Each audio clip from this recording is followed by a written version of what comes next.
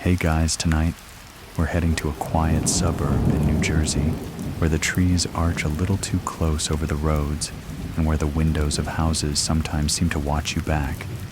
You'll be following a family who just moved into their dream home, only to realize that they were not the only ones watching the property. Picture this, a mailbox half sunk into the soil, its red flag forever lowered, as if warning you to turn around. The creak of floorboards that haven't been stepped on in years. The sound of a letter sliding through the door. No return address, no signature, just words that seep into your bones. This is not just a haunted house story. It's worse, because this one knows your name. You probably won't survive this, so before you get comfortable, take a moment to like the video and subscribe, but only if you genuinely enjoy what I do here. Now dim the lights, maybe turn on a fan for that soft background hum, and let's ease into tonight's journey together. Derek Broaddus had never liked silence. Not real silence, the kind that settles in after the kids are asleep, when the fridge hums like a distant plane, and the floorboards settle like they've taken a breath. He'd always found it eerie, even in the apartment back in New York. But this was Westfield, New Jersey. This was supposed to be different. Their new home on Boulevard was a dream. 6 bedrooms, 3 stories, a wraparound porch, like something out of an old American postcard. Maria had loved it instantly. The kids, too. He remembered how they had run from room to room during the tour, leaving a trail of laughter and fingerprints. And for a moment, Derek had believed this could be their reset button. No more city noise, no more cramped spaces, just air, trees, a lawn to mow on Sundays. But the house had other plans. It started on the 3rd night. The house was still mostly empty boxes, half-unpacked echoes bouncing off bare walls. Derek had stayed late cleaning paint off the upstairs banister, while Maria took the kids back to their rental. It was just him, a sandwich, and the kind of quiet that prickled behind the ears. He noticed the letter when he stepped out to lock the front door.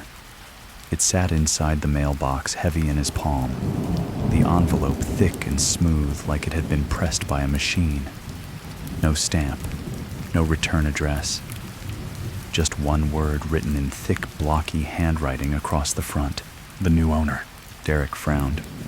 He wasn't even sure the closing paperwork was finalized yet. Maybe it was a neighbor being neighborly. He opened it slowly, letting the paper unfold like it might bite. The ink was dark and slanted as if written with force. Dearest new neighbor at 657 Boulevard. Allow me to welcome you to the neighborhood. My family has watched this house for decades, and now that it is your turn to care for it, I feel compelled to reach out. 657 is eager for young blood. Have you found what's in the walls yet? Do you need help locating it? Derek stopped reading. His hands were damp. His eyes scanned the quiet street. Not a soul, not even a cat slinking past the porch lights. He read on. I asked the previous owners to bring me what I needed, but they failed. Will you do better? No signature? No instructions? Just a final line centered at the bottom, like a threat. I am the Watcher. Derek didn't sleep well that night. He told Maria the next day. She listened in silence, her knuckles whitening around her coffee cup. Did you call the realtor? She asked eventually. I left a voicemail, Derek replied. They haven't called back. Maria stood. I'm taking the kids to Mom's tonight. He didn't stop her. The following evening, he returned to the house alone again. A single light bulb glowed in the foyer, casting elongated shadows on the walls. He tried to distract himself with little tasks, tightening drawer knobs, breaking down boxes, but each creak in the floor above made him pause. At 9:42 p.m., he checked the mailbox. Another letter. His throat closed as he slid the envelope out. No name on this one, no greeting, only words. 657. Boulevard is turning on me. It is coming alive. I feel its bones shifting its breath in the walls. I asked them to leave. I begged, but they stayed. You cannot stay. You have children. I have seen them. He dropped the letter. The wind stirred the hedges.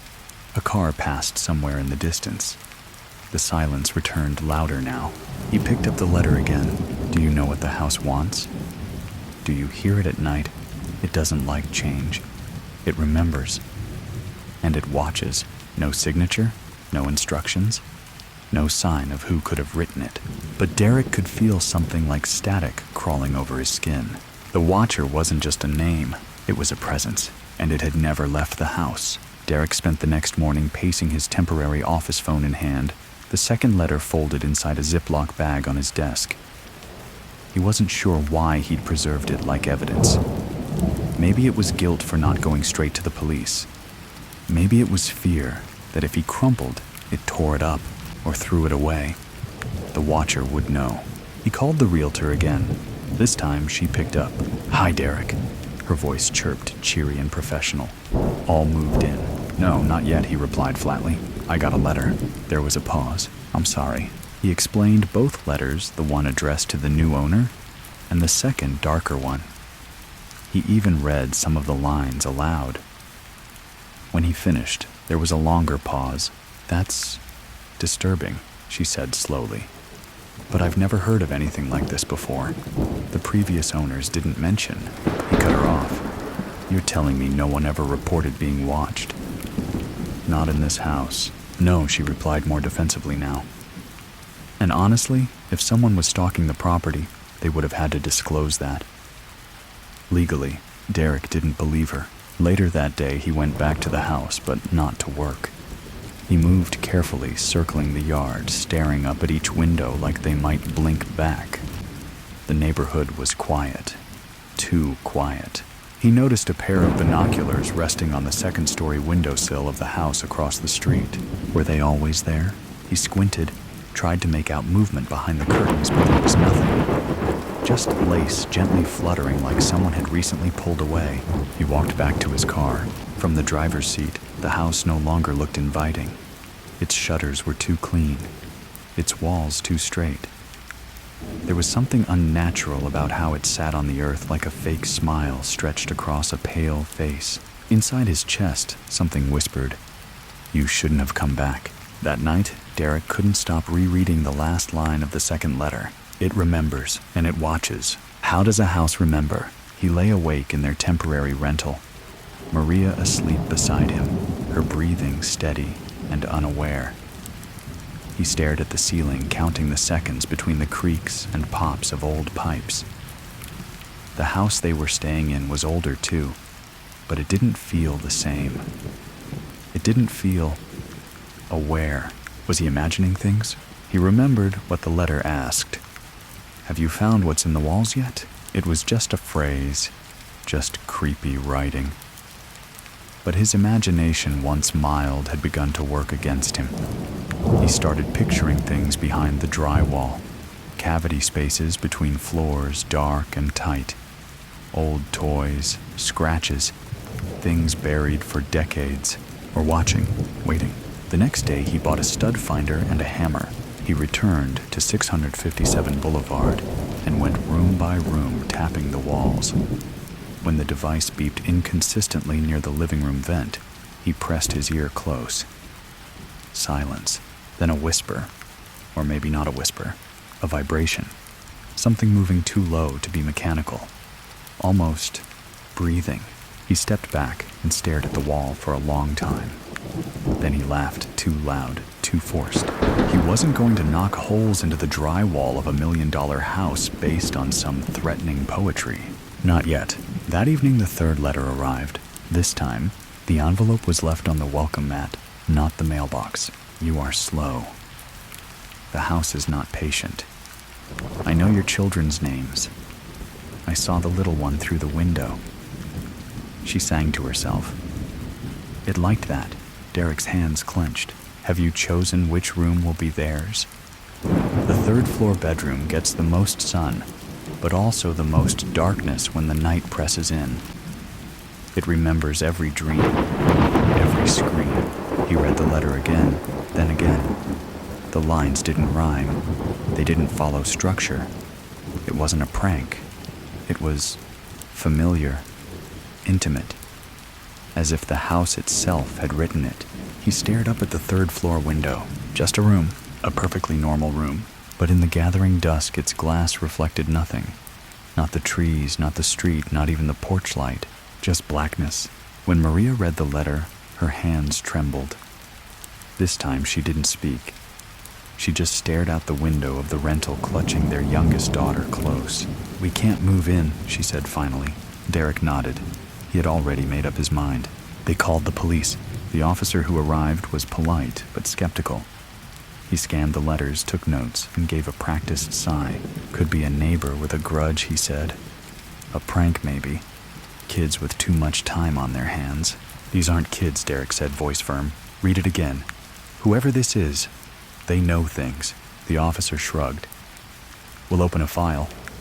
But unless you catch them in the act, we can't do much. There's no return address. No fingerprints, no threats of violence. What do you call this, if not a threat?" The officer paused, then softened. "Look, I'm not saying it isn't creepy. Just keep an eye out.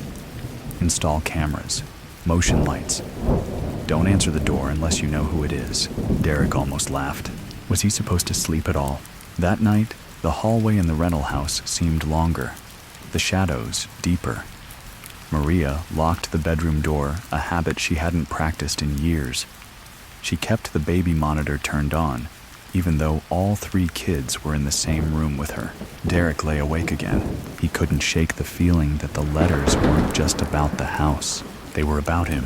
It was nearly 3 a.m. when Derek sat up in bed. Something had awakened him. But not a sound, not exactly. It was the weight of a thought settling behind his eyes, like a forgotten name on the tip of his tongue. He glanced toward the window. The blinds were shut, but he could feel the darkness pressing against the glass. He stood quietly, careful not to wake Maria. Tiptoed down the hallway, past the kids' room, where 3 small figures lay curled together under a single blanket. He paused at their door and listened. Stillness, gentle breathing, safe, but his skin still crawled. He returned to the bedroom and opened his laptop. There had to be something, anything about the house. Something the realtor hadn't said. Something hidden, scrubbed from the listing. He searched 657 Boulevard history. Dozens of real estate listings appeared.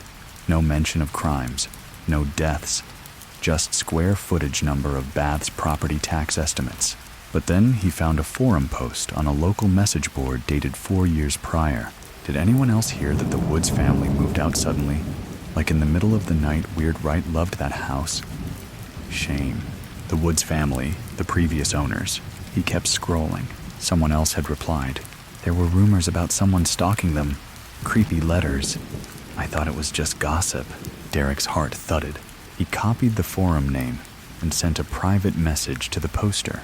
Then he went back to the police report and reread the officer's note. No prior complaints on record for the address. No listed suspects, so why had no one mentioned this before? He leaned back in the chair and stared at the dark screen, his own reflection staring back. The next morning, Maria suggested they delay moving in another week. She didn't argue, didn't push, just asked. Derek agreed, but something in her face had changed subtle, like a small crack behind the paint. She moved more carefully now, kept the children close.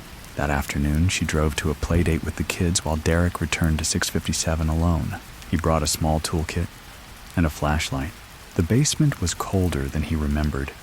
The kind of cold that isn't from lack of insulation, but something older, more permanent.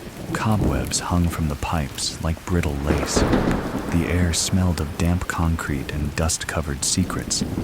He waved the flashlight across the walls, stopping every few feet to listen. Nothing. Then he noticed something odd, a crawl space behind the water heater. It was low, only about 4 feet tall, sealed with a thin wooden panel. No doorknob. Just a small circular hole cut into the center like a makeshift finger pull. He hesitated, then reached in and pulled. The panel groaned open. revealing a narrow tunnel lined with old insulation and wooden beams. Something small and rusted glinted at the far end. He crouched and stepped inside. The tunnel led to a hidden chamber, no more than 6 feet wide. Inside, a folding chair, rusted and warped. A half-full bottle of water. A stack of yellowing notepads. And pinned to the wooden wall, photographs of the house, the porch, the bedrooms, and one of his daughter, taken through a window. She was brushing her doll's hair, her face turned slightly toward the glass. Derek staggered back. His breathing went shallow. Then he saw the newest photo still taped with fresh masking tape. Him standing on the porch just 2 days ago checking the mailbox. So close the photographer must have been only feet away. Someone had been inside the walls. He called the police again. This time they took it seriously. Officers searched the crawl space, bagged the notepads and photos, dusted the area for prints. But nothing came up. No fingerprints. No shoe prints. No DNA. Whoever had been inside had vanished without a trace. No signs of forced entry. No broken locks. No tripped alarms. The officer who dismissed him before now looked pale. "You did the right thing calling us," he muttered.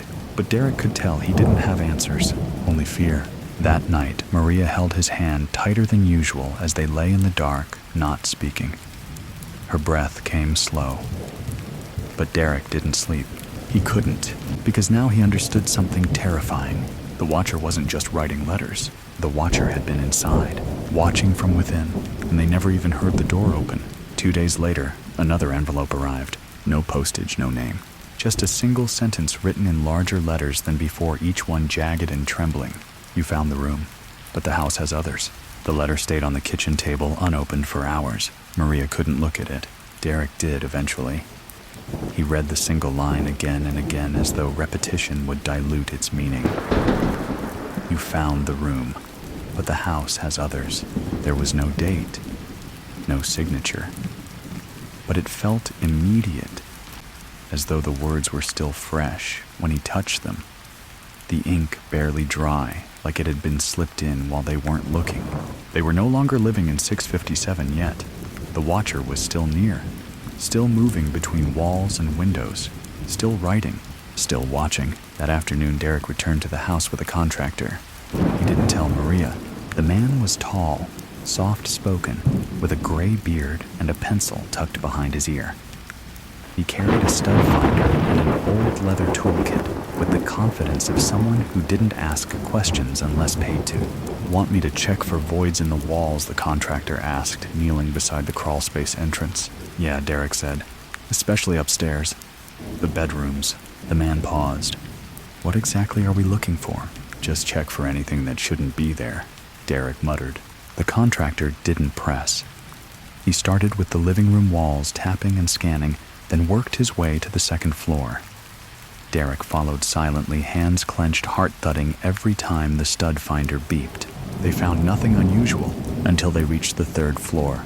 The last room on the right had a sharp smell like old carpet and stale paint. The contractor paused near the far wall. What?" "Right here," he said, knocking gently. "Should be solid, but it's hollow. Sounds like a false panel."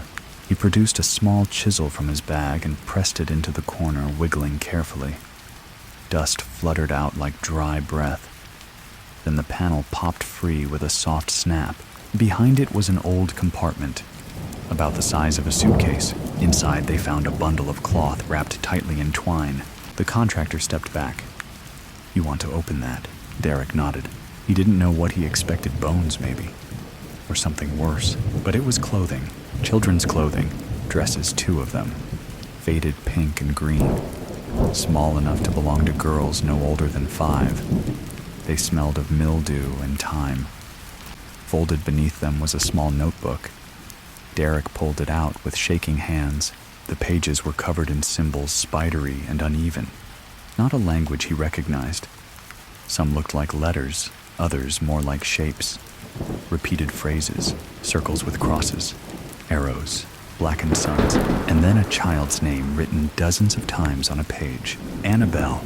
The police returned again, called by the contractor after he reported the find.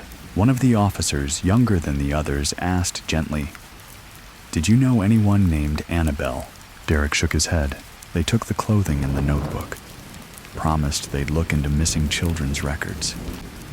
But Derek could see it in their eyes. This case had turned darker than they expected. The notebook hadn't been left recently. The paper was brittle. The ink faded. Whoever had written it had done so years, maybe decades before.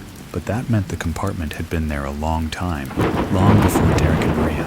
Long before the Woods family. The watcher, it seemed, had been in the walls for generations. That night Maria couldn't sleep. Neither could Derek. "I think we should sell the house," she whispered. Her voice was hoarse. Derek nodded slowly. Yeah, but even as he said it, part of him knew it wouldn't be that simple. No one would want it now. Not after the story got out. Not once the police report became public. And the watcher didn't care who owned the deed. The house had chosen them. 3 days passed without a letter. For a while it gave them hope. Maybe the discovery had rattled the watcher. Maybe the police presence scared them off. They considered returning. But then on the 4th morning, a new envelope appeared. Not at the house. At the rental, it was taped to the front door. Derek removed it silently, already feeling the nausea rise. Inside, only 4 words. "You cannot hide forever." He stared at the paper, his mouth dry. Whoever the watcher was, they knew where they were living. They were no longer bound to the house. They were following, expanding, learning, and now they were closer. He looked around the neighborhood. It was early. A few people jogging, a woman walking a dog, a mailman pushing his cart. Any one of them could be the watcher, or none of them, and that was the most terrifying part. That evening, Maria insisted they take the kids and go stay with her parents in Connecticut. "I don't care if it's temporary," she said, packing suitcases. "We are not safe." Derek didn't argue. He loaded the car as the sun sank behind the tree line. They left just before dusk, but as they drove away, he felt something tighten in his chest, like a presence rising in the rearview mirror. And as the trees passed in blurs of shadow and gold, he thought he saw it. A figure, standing still by the mailbox at 657 Boulevard, arms by their side, head tilted just slightly, smiling. The silence in Connecticut felt different. It wasn't restful like Derek hoped it was heavy. The kind of quiet that blankets a room but doesn't let you breathe any easier. Even with trees swaying outside the window, and the warmth of Maria's childhood home around them, he couldn't shake the sense that they had only postponed the inevitable. Maria's parents were kind, and they didn't ask too many questions. They just nodded when Derek mentioned security concerns and a neighborhood dispute. But their glances told a deeper story. Pity, confusion, and something else. Doubt. Maybe Derek was imagining it, maybe not, but it didn't matter. He didn't need them to believe. He just needed to keep his family safe. 3 days passed. No new letters, no new sightings. Maria started to exhale again. The kids laughed more. The mornings felt lighter, but Derek couldn't rest. He spent hours online deep diving into public records, newspaper archives, police reports, anything tied to 657 Boulevard. And finally, on the 6th night, he found something. A clipping from the Westfield Chronicle dated 1932. Local boy disappears in Boulevard District parents report. Unnatural sounds in home. No signs of forced entry. No witnesses. The article described a 5-year-old named Jacob Reeves, who vanished without a trace. His parents claimed they heard a soft knocking behind the bedroom walls the night before, 3 rhythmic taps, like someone trying to be invited in. Authorities found nothing. The boy was never seen again. The address listed, 557 Boulevard. The discovery pulled Derek deeper. He unearthed 2 more articles from different decades. 1958, a teenage girl reportedly began sleepwalking and disappeared from her room. Her bed was made, the window locked from the inside. 1971, a family left the house abruptly, leaving most of their belongings. No formal explanation. Each event quiet, unresolved, forgotten. All centered around the same house. The watcher wasn't new. The watcher was woven into the bones of that house. But what disturbed Derek most was that no one had ever talked about it publicly.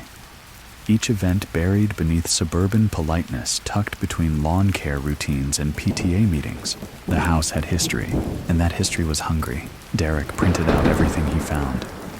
Dozens of articles. He laid them across the bed like a broken timeline. Maria sat beside him reading in silence. When she reached the one about Jacob Reeves, she stopped. She was staring at the photo, the boy's face blurred by age and print. "Derek," she whispered. "He looks like..." She didn't finish the sentence, but he saw it too. The same round cheeks, the same slope of the eyes, just like their son. It meant nothing, and it meant everything. That night, Derek had a dream. He was standing in the third-floor bedroom at 657, but the house was empty. No furniture, no light, just cold, gray space stretching into endless corners. He heard a faint voice, not outside, inside the wall. It was whispering a name, not his. Annabelle. He turned toward the sound, but the wall was solid. Then the whisper came again, clearer, now closer. "She's still here." Derek woke up gasping. His shirt was damp with sweat. It was still dark. He went to the bathroom, splashed cold water on his face, stared into the mirror.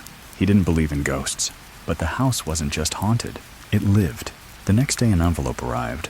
It was slipped between two sections of the local newspaper on the porch. Same handwriting, same ink, but this time no greeting. Just one line. "Even the trees speak my name." And below that, drawn carefully by hand, was a symbol.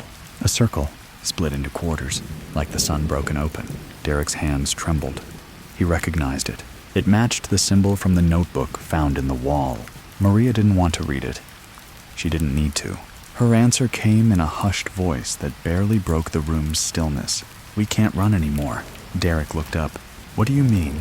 "I think we have to go back," she said. "Not to live, not to stay, but to end it." Derek stared at her. She looked tired, beyond tired. But in her eyes was something steady, resolve.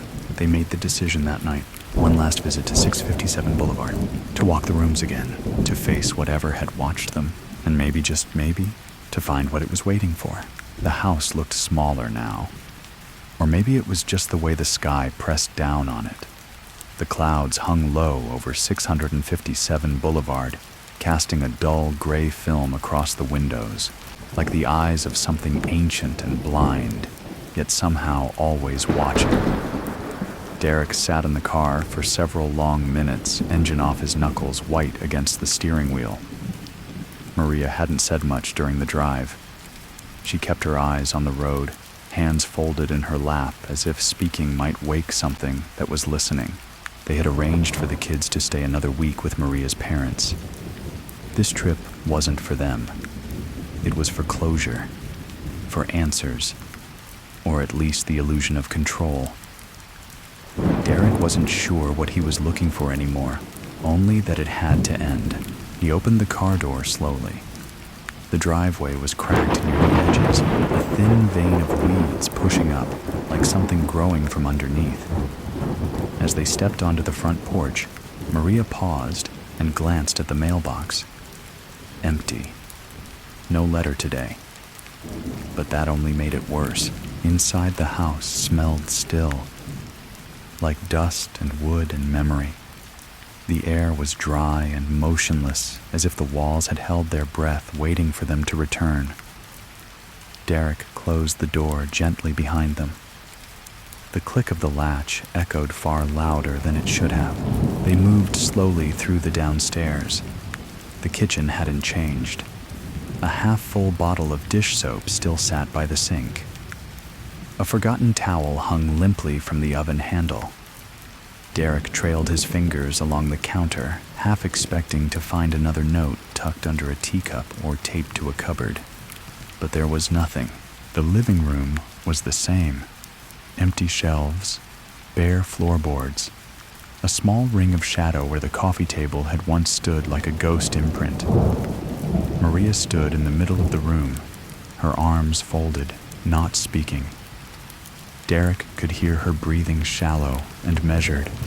The house seemed to be listening too.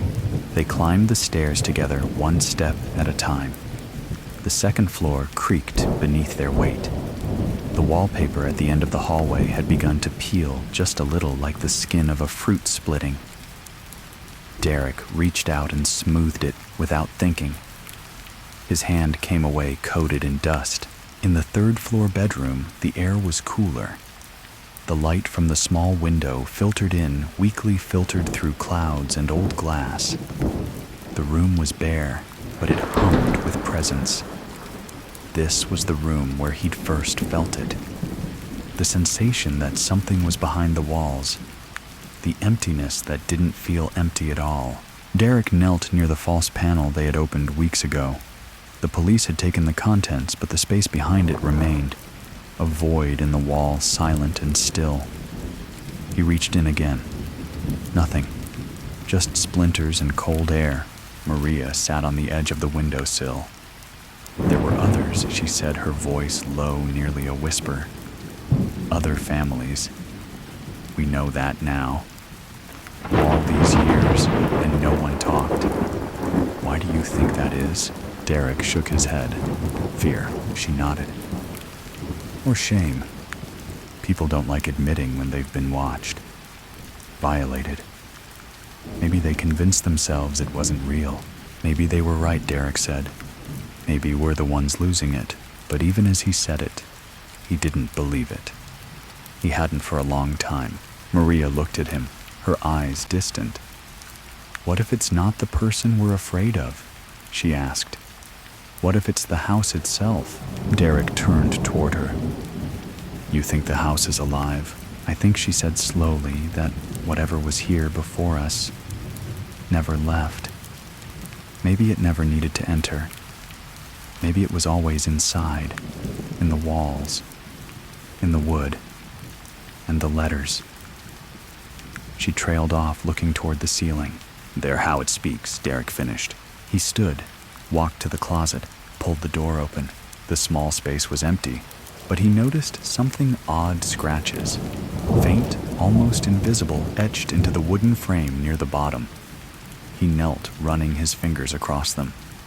They weren't made by furniture or careless movement.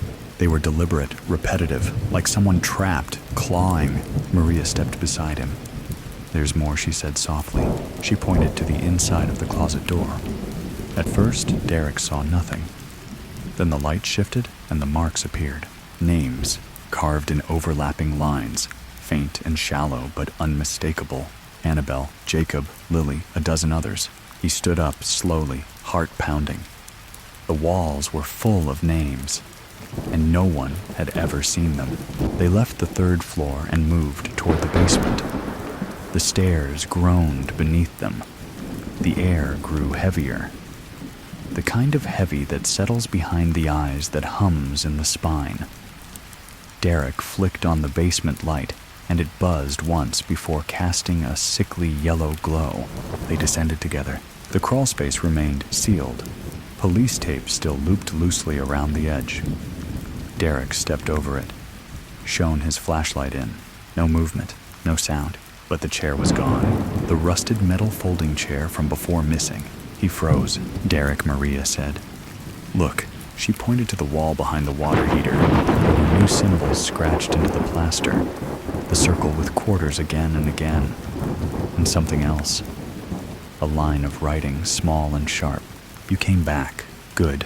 Derek didn't speak. He just stared at the words scratched with something sharp and deliberate into the wall behind the water heater, where no one but the two of them should have been. You came back. Good. The letters were uneven, carved deep flakes of white dust still clinging to the grooves. They were recent enough that the police should have seen them, unless they hadn't been there then. Maria took a slow step back, her fingers curling around the edge of the staircase. That wasn't there before she said, voice barely audible. Derek nodded once. I know.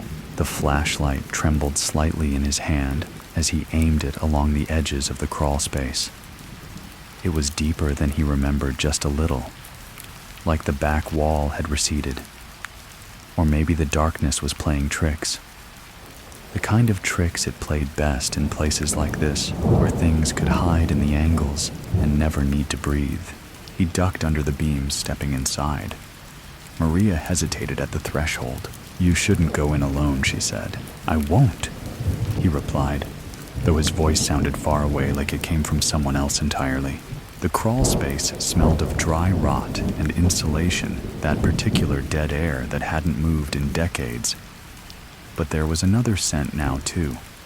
Something metallic and bitter. Something like rust or blood. The deeper he went, the more unnatural it felt. The walls here weren't part of the house's blueprint. They curved not in smooth arcs, but with an awkward, almost organic angle, like they'd been added by someone who didn't fully understand how houses were supposed to be shaped. Like tunnels dug not by humans, but by something else. Maria crawled in behind him. The silence closed around them like a glove. "Where's the chair?" she whispered. Derek panned the flashlight. The place where it had stood was empty, a square of clean floor where dust hadn't settled. Something had moved it. Recently. Maybe the police took it, Maria offered. "No," Derek said slowly, shining the light back toward the scratched words. "They didn't even come this far in." Maria knelt beside him. Her breath was shallow. She touched the writing with her fingertips gently, like brushing a name on a tombstone. "This is a message," she whispered. "Not just a taunt." He nodded, an invitation. There was another faint line beneath the original message. Smaller, fainter, carved with less force. They squinted to read it. "I've been patient." Suddenly the light flickered. Derek tapped the flashlight. The beam steadied, but only slightly. It began to stutter rhythmically, on, off, like a heartbeat. And then the sound came from the far end of the tunnel. Not a voice, not a whisper. A scrape, slow, dry, like nails across stone. They both froze. Derek held his breath. The scraping came again, closer this time. But the flashlight wouldn't hold. The bulb gave one last flicker, then died completely. Total darkness. He reached for Maria's hand and gripped it tightly. Her skin was cold, trembling. Another sound now, a sigh. A long exhale of something old and tired. It didn't come from the tunnel. It came from the wall behind them. Derek turned sharply, but of course he saw nothing. Not in this blackness. Only his heartbeat pounding in his ears. Only Maria's fingers digging into his palm. Then, light. A soft glow, not from the flashlight, but from something ahead. Pale and pulsing. Faintly golden. They inched toward it, hands still locked, breath shallow. The tunnel ended in a space that hadn't existed before. It was circular. Rough walls, dirt and stone. In the center, a small lantern flickered, a glass oil lamp, old and cracked, yet somehow still burning. And around the lamp were toys, dozens of them, old weathered. A wooden train missing wheels. A cloth doll with button eyes, one hanging loose. A ball flat and cracking with age. Beside them, a row of shoes, child-sized, paired carefully, aligned with disturbing precision. And on the far wall, carved into the earth. "You brought more blood," Maria gasped, backing up her foot, knocking over the doll. Its glassy button eyes snapped free and rolled toward the lamp. Then came the real sound, a shuffle. From the entry tunnel, something moving in. Derek spun, but it was too dark, too late. A shadow filled the narrow space behind them. It wasn't large. It didn't make a sound, but it was there, and it was waiting. He grabbed Maria and pulled her back toward the lantern. She stumbled, but he caught her. They backed against the wall, the toys crunching underfoot. The shadow didn't move, just loomed at the tunnel's mouth, like it had all the time in the world. Then it bent low and started crawling toward them. Derek's breath caught in his throat. Every instinct screamed for him to run, but there was nowhere to go. The tunnel behind them had narrowed with the shadow's presence, and the small circular chamber they were in felt as if the earth had begun to close its fingers around them. The crawling sound was deliberate flesh against dirt cloth, dragging across stone, slow, but with purpose. It wasn't frantic. It wasn't desperate. It was confident, like something that knew they couldn't leave. The flickering lamp, threw erratic shapes against the tunnel walls. Derek raised it in a trembling hand, the meager light pushing back the dark by inches. Maria was pressed against him, her breathing shallow and rapid, but she didn't make a sound. She hadn't said a word since they stepped into this space. Her eyes were locked on the tunnel's mouth, unblinking, and then they saw it. At first, just a hand. Pale, too pale, crawling slowly into the circle of light. The skin was grayish, stretched taut over the bones.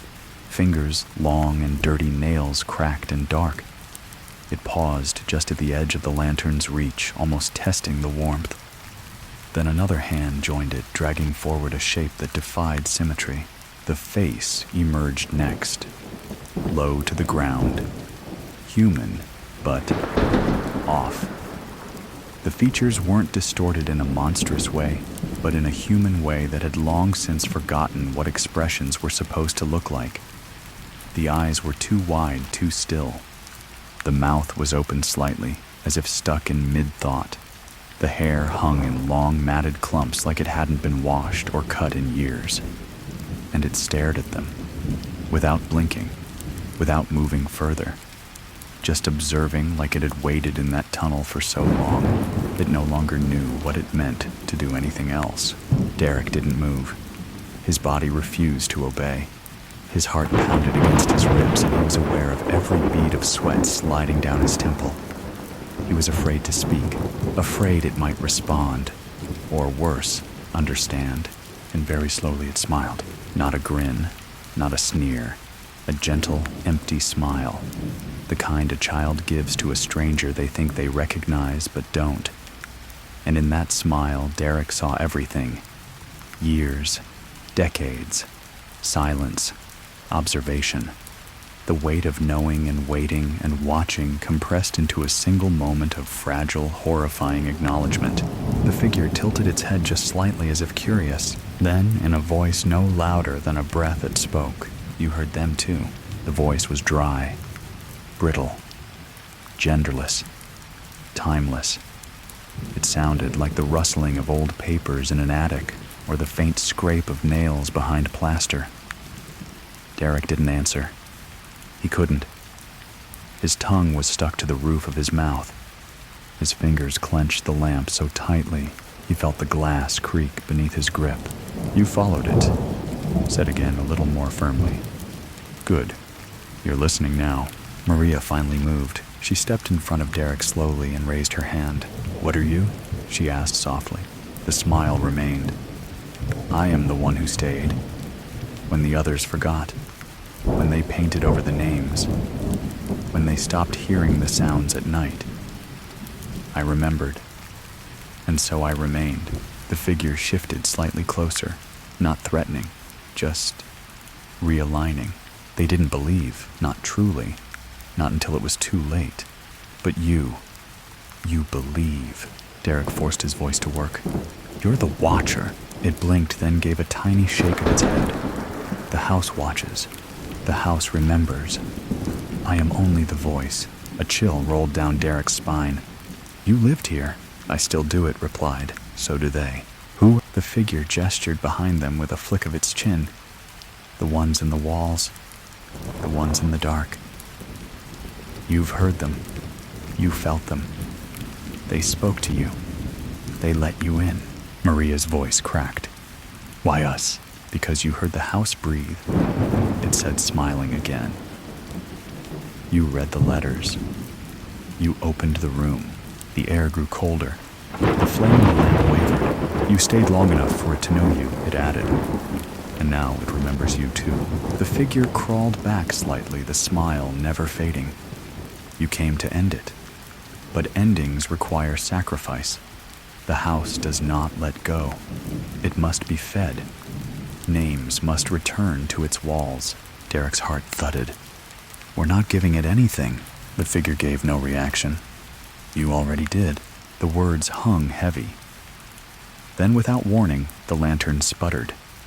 The light dimmed. The toys around them began to rattle faintly, as if stirred by a wind that didn't exist. The tunnel behind them groaned, stone-shifting walls pulsing. The smile faded from the figure's face, replaced by something colder. Still calm. Still quiet. "But it's not finished," it whispered. The last flicker of the lamp vanished. Darkness swallowed them whole. Derek felt Maria's hand close around his, hard and desperate.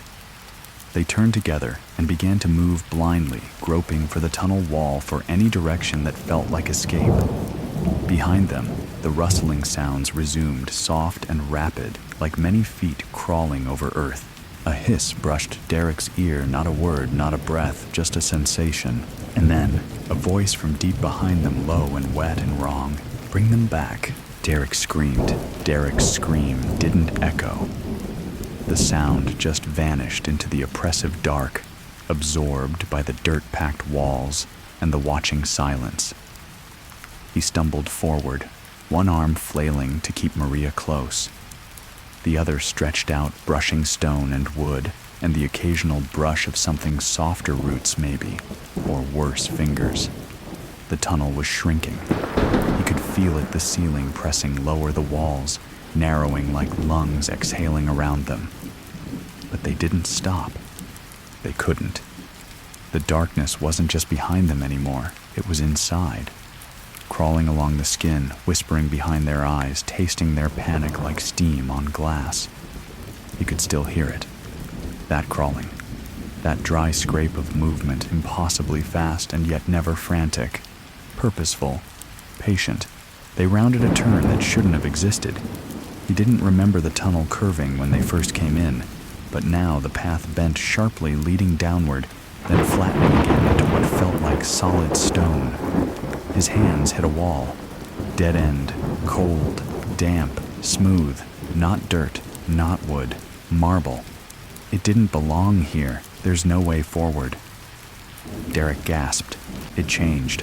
Maria didn't answer. He turned, fumbling for her hand, and found only empty air. Panic shot through him. Maria. His voice cracked against the stone. No reply.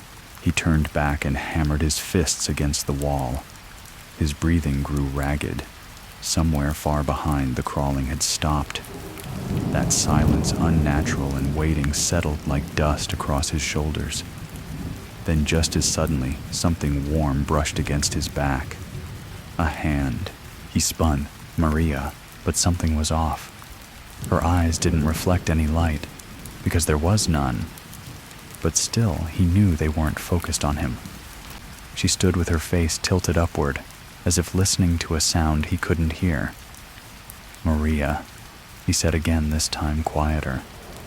She blinked slowly, like surfacing from deep water. "It spoke to me," she whispered. "What did it say?" he asked.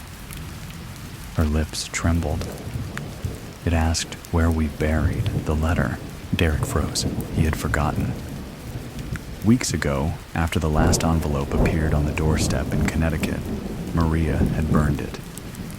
She hadn't told him at first. He found the ashes in the fireplace the next morning. When he asked, she said she couldn't stand to have it in the house. She said it had felt like something was moving inside the envelope when she touched it. He hadn't argued. But she hadn't told him the full truth. Now in this blind frozen tunnel, she did. "I buried the rest of it. I didn't burn all of it. I couldn't," she said, her voice trembling. "I folded one corner of the paper and put it in the ground, under the birch tree in my mother's garden. I don't know why. It told me to." "You didn't think that was important?" He snapped more from fear than anger, but she didn't flinch. Her eyes were hollow. "I think it was always going to call us back," she said. "I just answered first." Behind them, the tunnel sighed again. A warm, damp gust passed over their skin like a breath. The ground beneath their feet vibrated softly, a pulse timed to a rhythm they couldn't name but both recognized. A heartbeat. Derek pressed his ear to the cold stone ahead. It throbbed faintly. Alive. "There has to be a way out," he muttered. Maria was still staring toward the dark, her fingers now touching the side of the tunnel wall like she could read it with her skin. "There is," she said. "But it wants something first." Derek remembered the chamber, the toys, the line on the wall, "You brought more blood." He stepped back. No, we're not giving it anything." Maria didn't respond. The tunnel behind them had gone unnaturally silent. No crawling, no breathing. The dark had a stillness to it now that felt like anticipation. Derek stepped beside Maria, touched her wrist. "We're leaving," he said. Now. They started back. The way was longer this time. The tunnel stretched like elastic, bending slightly with each step disorienting them. The path behind no longer felt familiar. No sharp turns, no walls he recognized. Only repeating textures. Only more dirt, more wood, more of that moist, living breath from deep underground. The flashlight in his hand flickered. Its batteries had long since died, but now it glowed again. Dim.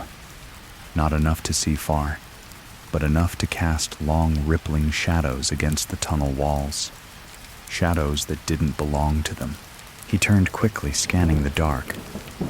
Nothing moved. Yet every step came with the certainty of being watched. From above, from behind, from within. After what felt like an hour, the tunnel widened. They stumbled into a larger space. It wasn't the crawl space they'd entered from, but it was above ground now. They could feel it in the air, cooler, lighter, tinged with the scent of soil and dried leaves. They were somewhere beneath the backyard. A single plank of wood leaned against one wall covered in nails. Above it, scratched into the ceiling beams, was another message. "Your name fits nicely beside the others." Maria touched the wall near it, her fingers trembling. Derek lifted the flashlight. There they were again. The carved names. A new one, fresh, unfinished. His, Derek. Half the letters were already there. He backed away. "We have to destroy this place. Burn it down." Maria nodded slowly. "Yes, but not yet." "Why not?" he snapped. "Because it's still writing." As if in answer, a faint scratching noise began behind the wall. Not chaotic, not animal. Deliberate, like a pen dragging across paper. Derek stared, cold settling deep in his stomach. It was writing the next letter, and it wasn't finished. They didn't speak on the way back through the tunnel. Not because they couldn't, but because every inch of them knew that whatever was behind the walls could hear them. Not just their words, but the thoughts behind them. The house had always listened from the day they first stepped inside. That was clear now. Every creak of the floor, every glance between them, every sigh in the middle of the night, it had remembered all of it. The tunnel seemed to have lengthened again, and Derek no longer believed there was any fixed shape to this space. The crawl space, the hidden chamber, the toy-lined room, the writing on the wall. They were all part of something larger, something shifting beneath the foundation, like a living labyrinth. When they emerged, they didn't realize at first. The air was cleaner, the light brighter. The cracked cement floor and rusted pipes above them looked almost welcoming after what they had just passed through. Maria climbed out, first knees, scraped and hands dusty. Derek followed, pulling the loose panel closed behind him and stepping over the faded police tape still sagging along the edge. For a moment, they both stood in the basement, catching their breath, their hearts still racing. Then Maria said, "It's not letting us go."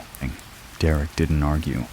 He looked around the basement, the old water heater, the paint-chipped walls, the faint scent of mildew, and realized how utterly deceptive it all was. This wasn't just a house. It was a container, a shell built to disguise something deeper, something older. The walls upstairs were just skin. Everything they had seen so far was just the surface. They made their way up the stairs, the weight of what they had seen pressing on them with every step. It was daytime now, afternoon, by the look of the golden light pushing through the high windows, but it felt like a different planet. Like they had climbed out of a nightmare and into another one, pretending to be real life. In the kitchen, Maria reached for a glass and filled it at the tap. She drank slowly, her eyes closed, and Derek watched her as if unsure whether she was still fully herself. Maybe neither of them were. He sat at the table and pulled the envelope from his coat pocket, the one they had found weeks ago taped to their door in Connecticut.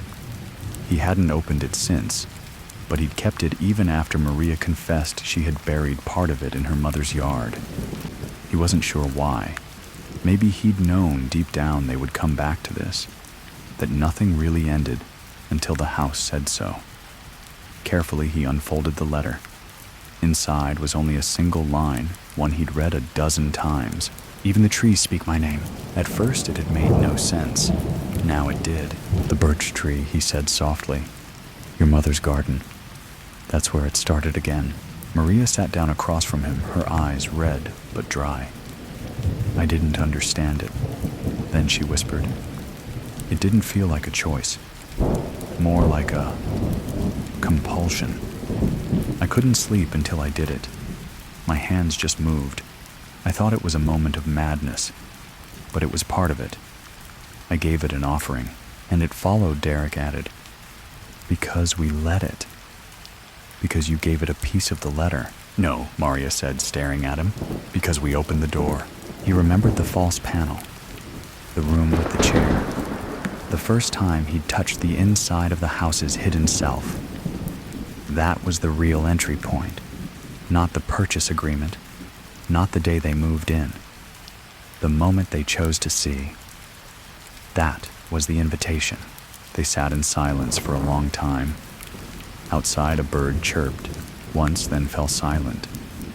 A branch tapped gently against the window pane like a knuckle. Derek stood and walked slowly into the hallway. His feet moved almost without thought. He passed the living room, the dining room, and stopped at the base of the stairs. The sunlight from the upstairs windows was angled low now, throwing shadows in long, clean slashes across the floorboards. He climbed. Second floor, then third. Maria followed silent. The hallway at the top was cold.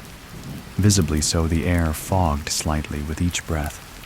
The floor creaked differently here, with a sharpness underfoot, like thin ice cracking. Derek opened the door to the bedroom. The air inside was dead still. The walls were blank. The window looked out over the backyard where the trees moved ever so gently in the wind. And yet, there it was, the feeling, not being watched, expected. Derek stepped toward the far wall, the same place where they'd found the false panel. He pressed his hand to it. It's not finished, he murmured. Maria didn't answer, but she stood beside him. Together they knelt. He reached into his pocket and pulled out a small piece of paper. The original envelope. The one he'd kept. And this time he didn't burn it.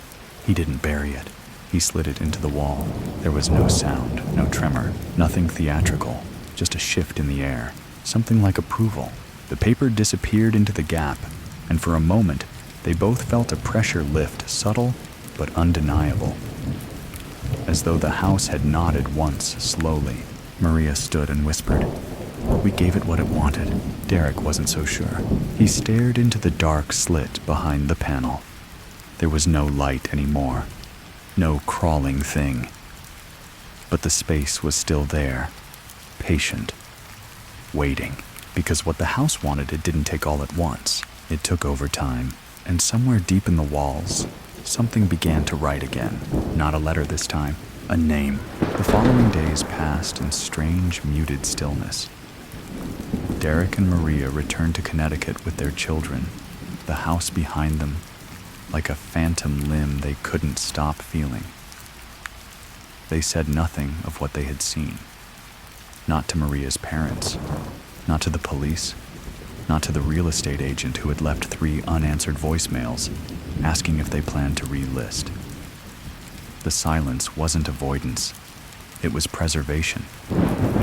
Speaking about the house felt like invoking it, like every word might tie them closer. So they kept their mouths shut, watched the kids play in the backyard, and waited. Maria kept looking at the birch tree. The night after their return, she stood outside in her mother's garden barefoot, the wind brushing through her hair like fingers. Derek watched her from the window. She crouched beneath the tree and traced her hand across the soil, not digging, just touching. Then she stood and returned to the house. She didn't explain, and he didn't ask. In the days that followed, Derek dreamed of the house again. Not of the rooms or the crawl space, but of something beneath it. A root system branching like veins spreading outward from 657 Boulevard and threading into the earth beneath the whole neighborhood. Every tree, every fence post, every patch of lawn, it was all connected, and the roots pulsed, slowly, as if the house had a heart. One night, he woke to find a thin trail of dirt across the carpet leading to their bedroom door. No footprints, just dirt. He followed it with a flashlight hard in his throat and found it stopped abruptly in the hallway. The next morning, Maria found a feather resting on her pillow. White, long, slightly charred at the tip. They said nothing, but they knew. The house hadn't stayed behind. It had followed. Maybe it had never really been confined to one place at all. They began noticing changes in their children, subtle at first. Their youngest daughter, Lucy, began whispering to herself more than usual.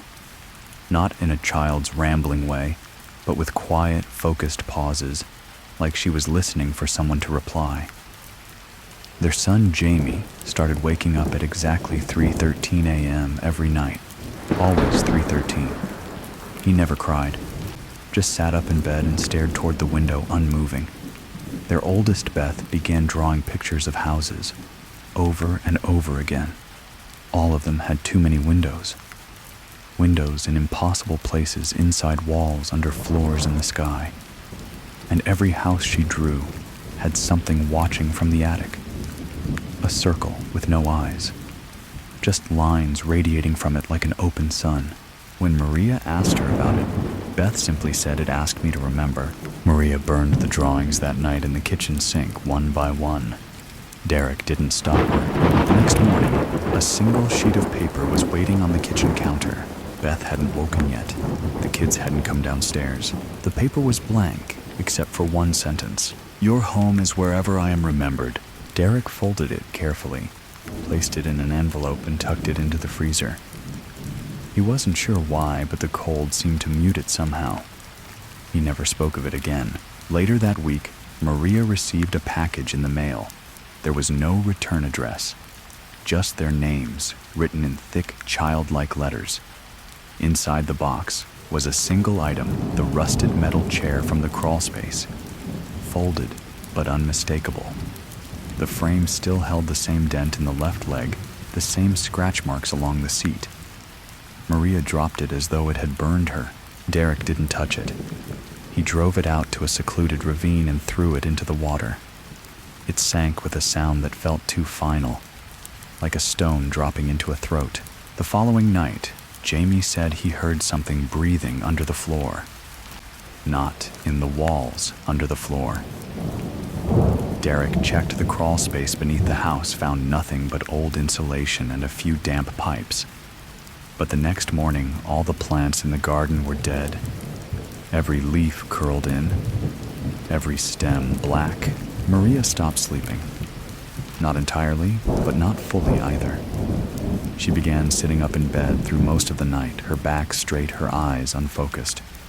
When Derek asked what she was doing, she only said, "I'm listening." Beth's drawings returned. Despite being banned from paper, she began sketching in the condensation on windows in the dirt behind the garage and the fogged glass of the shower door. Always the same shape, the house with too many windows, the sun with no eyes, the names etched into the walls. Then one afternoon, Maria received a letter in her email. No sender, no subject, just a plain white background with black text. "You fed it once, you will again." That night they packed their things. Not all of them, just essentials. Maria didn't say where they were going, and Derek didn't ask. He loaded the children into the car. Maria locked the house without looking back. They drove through the night into rain and unfamiliar highways and didn't stop until dawn. They didn't talk about 657 Boulevard, not out loud. But it was with them in every silence, in every unfinished sentence, in every roadside motel where the wallpaper curled slightly, or the vent hummed just a beat too long, or a door creaked behind them without reason. Because now they knew something neither of them could unknow. The house was never the danger. It was just the doorway, and the thing that watched. It was already inside them. They didn't stay anywhere for more than a few days. At first, it was hotels and motels along the interstate dusty places, where the neon signs blinked out half their letters, where the ice machines didn't work, and the hallways always smelled like bleach, and something else, something older. Then they started sleeping in the car in rest stops, tucked beneath long shadows of pine and telephone poles. It wasn't sustainable, not with 3 children, but the fear had eclipsed practicality. They couldn't go back to Maria's parents. The birch tree was there. They couldn't go back to 657. It would be waiting. And wherever they went, there was always the feeling that they had merely walked further into the maze, not out of it. They made up stories for the kids, told them they were on a road trip, that this was a spontaneous vacation before school started. At first, the children believed them. They even seemed to enjoy the novelty of it. The cheap cereal breakfasts in plastic bowls, the little pools at rundown motels, the road signs counting down to nowhere. But by the end of the first week, the shine had worn off. Lucy had grown clingier, refusing to sleep unless Maria lay beside her. Jamie had started whispering in his sleep fragments of sentences that made no sense. It's hungry now, or don't let it stand up, or he's in the vents again. And Beth had stopped talking altogether. She just stared out the window, drawing invisible shapes on the glass with her fingertip. Circles. Always circles. One night, parked behind a gas station closed for renovations, Derek dreamed he was buried alive. Not in dirt, but in paper. Thousands of envelopes, blank and suffocating. As he tried to scream, one letter opened itself above him. Inside was not writing, but an eye huge, greenish, ringed with mildew and mold. It stared at him until his vision cracked. He woke with blood in his nose and a faint ringing in his ears. Maria was already upstanding by the car door, staring out at the fog. There was a letter, she said softly, on the windshield. Derek sat up, heart sinking. Sure enough, taped to the inside of the glass, with a strip of what looked like dried tree sap, was a small square envelope. No writing on the front. No stamp. Just the paper.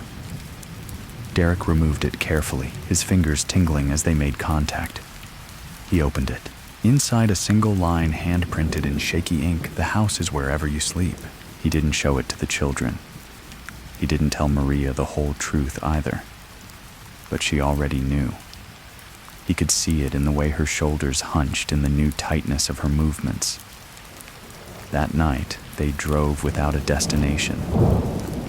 Maria took the wheel, while Derek stared out into the blackness. Every tree they passed looked wrong, slightly too tall, or too twisted, or leaning in unnatural ways, as if craning to listen. The headlights carved shapes into the dark that didn't vanish after they passed. Shadows that stayed behind, then slowly shifted out of sight.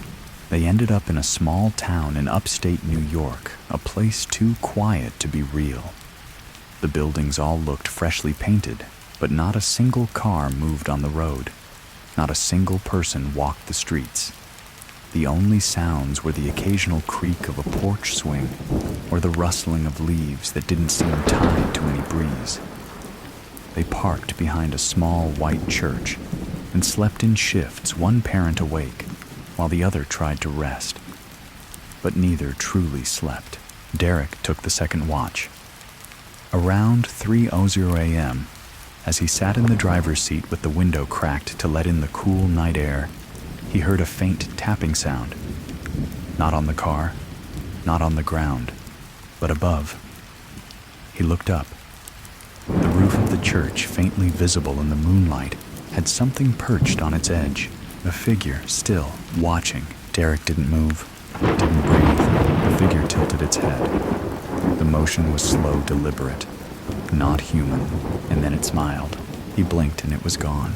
He turned to wake Maria, but she was already sitting upright, eyes wide, staring into the rear-view mirror. "You saw it too," she said. The next morning, they found Beth's notebook open in her lap. She had drawn the church, every detail perfect, even the cracks in the steeple. But above it, perched like a gargoyle, was the figure. No face, just a head covered in what looked like roots, and a grin carved too deep into the jawline. The children didn't ask to go home, but they stopped asking where they were going. Maria and Derek didn't speak much after that, except in clipped phrases: where to stop next, what to eat, whether they had enough gas. Their hands remained clenched tightly in their laps. They didn't hold each other anymore. Affection had become secondary to survival. They were two halves of a pact now. One no longer held the other up. They simply didn't fall down at the same time. It was on a highway in Pennsylvania, after nearly 2 weeks of movement, that they finally stopped pretending they could outrun it. Derek had pulled over for gas. As he unscrewed the cap, he noticed something odd. The nozzle was already wet with fuel, as if someone had just used it, though the station was empty. Then he heard the sound of a letter sliding beneath glass. He turned. On the dashboard was another envelope. Maria was still in the passenger seat. She hadn't seen it arrive. The kids were asleep in the back. He opened it slowly, hands numb. Inside, the blood in your daughter's nose was not a nosebleed. It was a welcome. He stared for a long time, then got back in the car, didn't say a word, and drove, because he knew then. The house was not watching from afar. It was riding with them, and sooner or later it would ask to come inside. The sky bled gray as the car rolled into Ohio. Low clouds hung motionless above the fields. The horizon blurred with mist, as if the world had lost the will to distinguish day from night. Derek hadn't spoken since reading the last letter. His hands gripped the wheel too tightly, the skin stretched taut over his knuckles. Maria sat motionless in the passenger seat, her eyes unfocused, fixed somewhere far beyond the windshield. She hadn't asked what the letter said. She didn't need to. Beth coughed softly in her sleep. In the rearview mirror, Derek saw a small smear of red beneath her nostril, dried and dark. His chest tightened. The words repeated in his mind, each time colder. It was a welcome. They stopped at a rest area before dawn. Not a real one. A gravel patch beside a cornfield marked by a sagging wooden sign that simply read, "Scenic View." Derek parked beneath a dying tree, its bark stripped bare on one side as if something had clawed at it slowly over time. Maria got out. First, stretched her legs and stared out at the field. It was a vast expanse of pale, brittle stalks, unmoving in the morning stillness. "Something's changed," she said softly. Derek stepped beside her. "You feel it too." "It's not following anymore," she replied. "It's waiting." He didn't understand at first. Waiting for what? For us to stop running. They didn't stay long.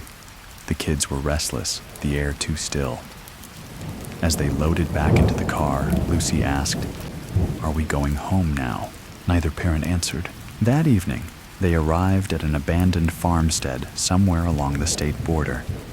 Derek had seen it from the road, an old Victorian-style house leaning slightly to one side, its windows boarded up its paint, long since faded to gray. Something about it drew him in. There were no other cars nearby, no signs of habitation. just the wind and the creaking groan of old wood. He pulled the car off the road and onto the cracked driveway. Maria frowned. "We're not staying here." "It's empty," Derek replied. "Isn't that what we want?" She didn't argue. Not really. Just looked up at the house like it was familiar. Not the shape, not the color, but the presence. The way it leaned inward like it was listening. They settled inside just before sundown. The place smelled of dust and animal musk. A few broken chairs sat in the front room, along with a fireplace that had clearly been unused for years. Cobwebs draped from the ceiling like lace. The air was cold, but still. Derek checked the second floor, 2 small bedrooms, one with an old iron bed frame, the other completely empty.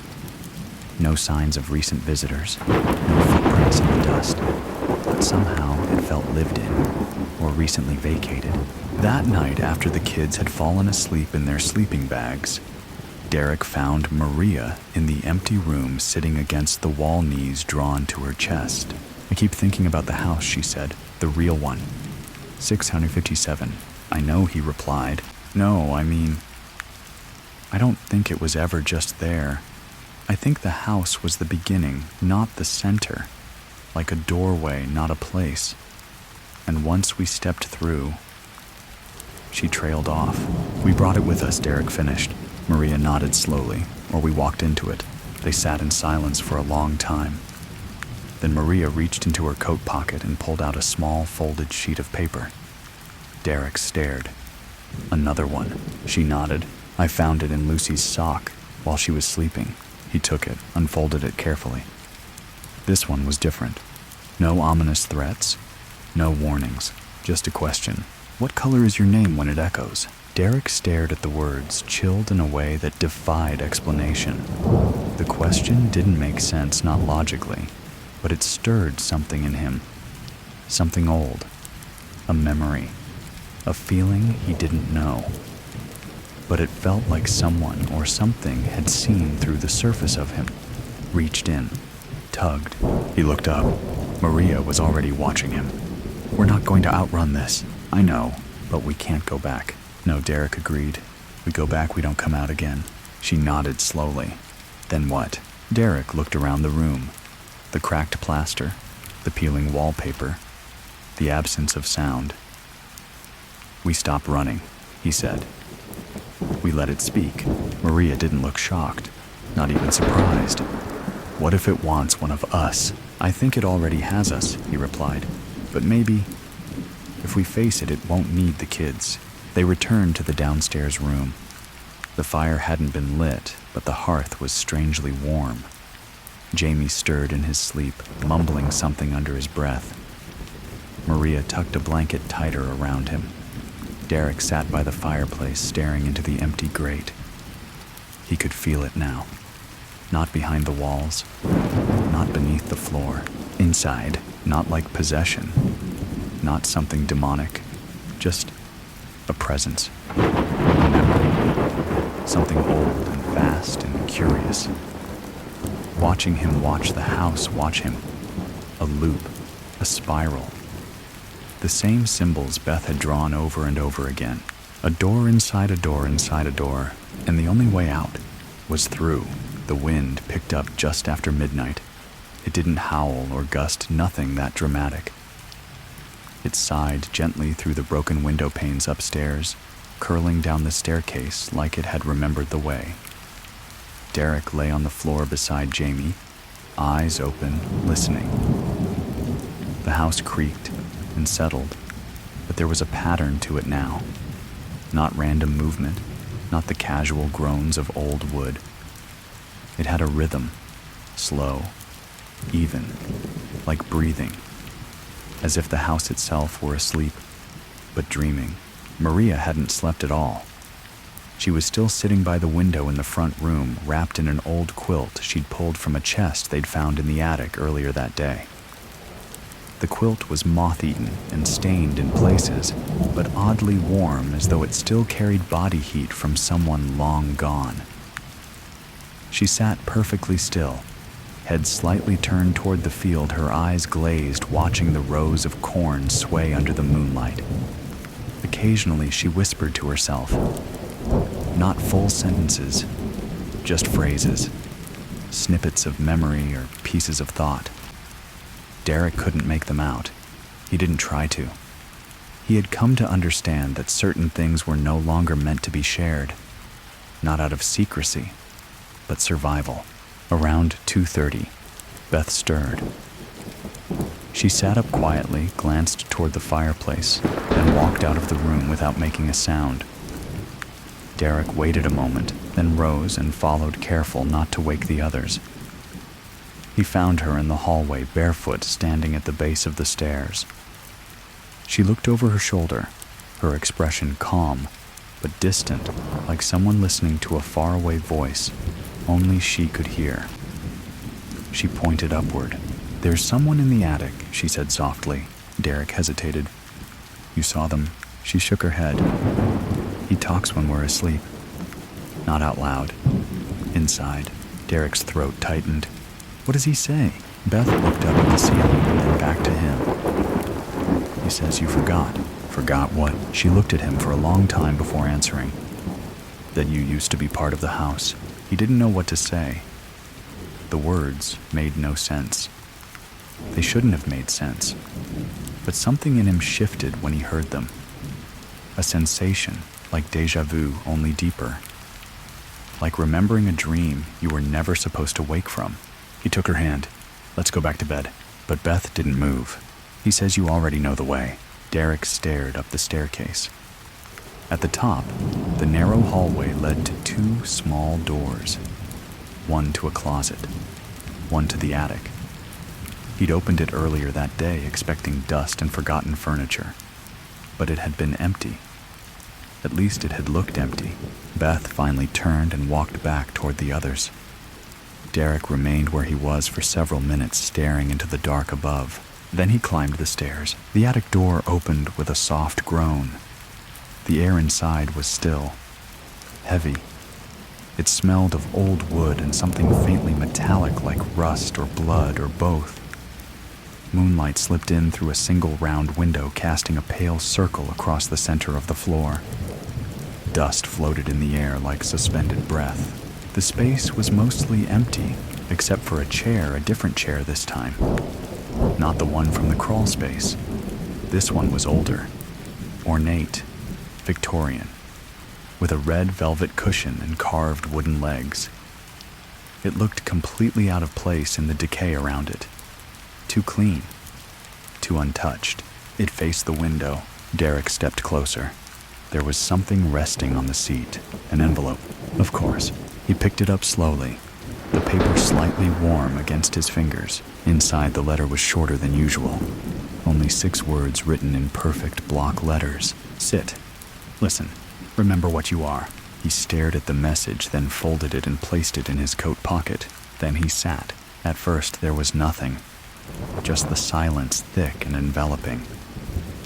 But slowly, as he leaned back into the chair, the silence began to shift. Not break shift. As if there had always been sound. But now he was tuned to the right frequency to hear it. It wasn't a voice, not in the traditional sense. It was more like a sensation, a pressure in his ears, a memory not his own blooming behind his eyes. He saw the house, not just 657, but all of them.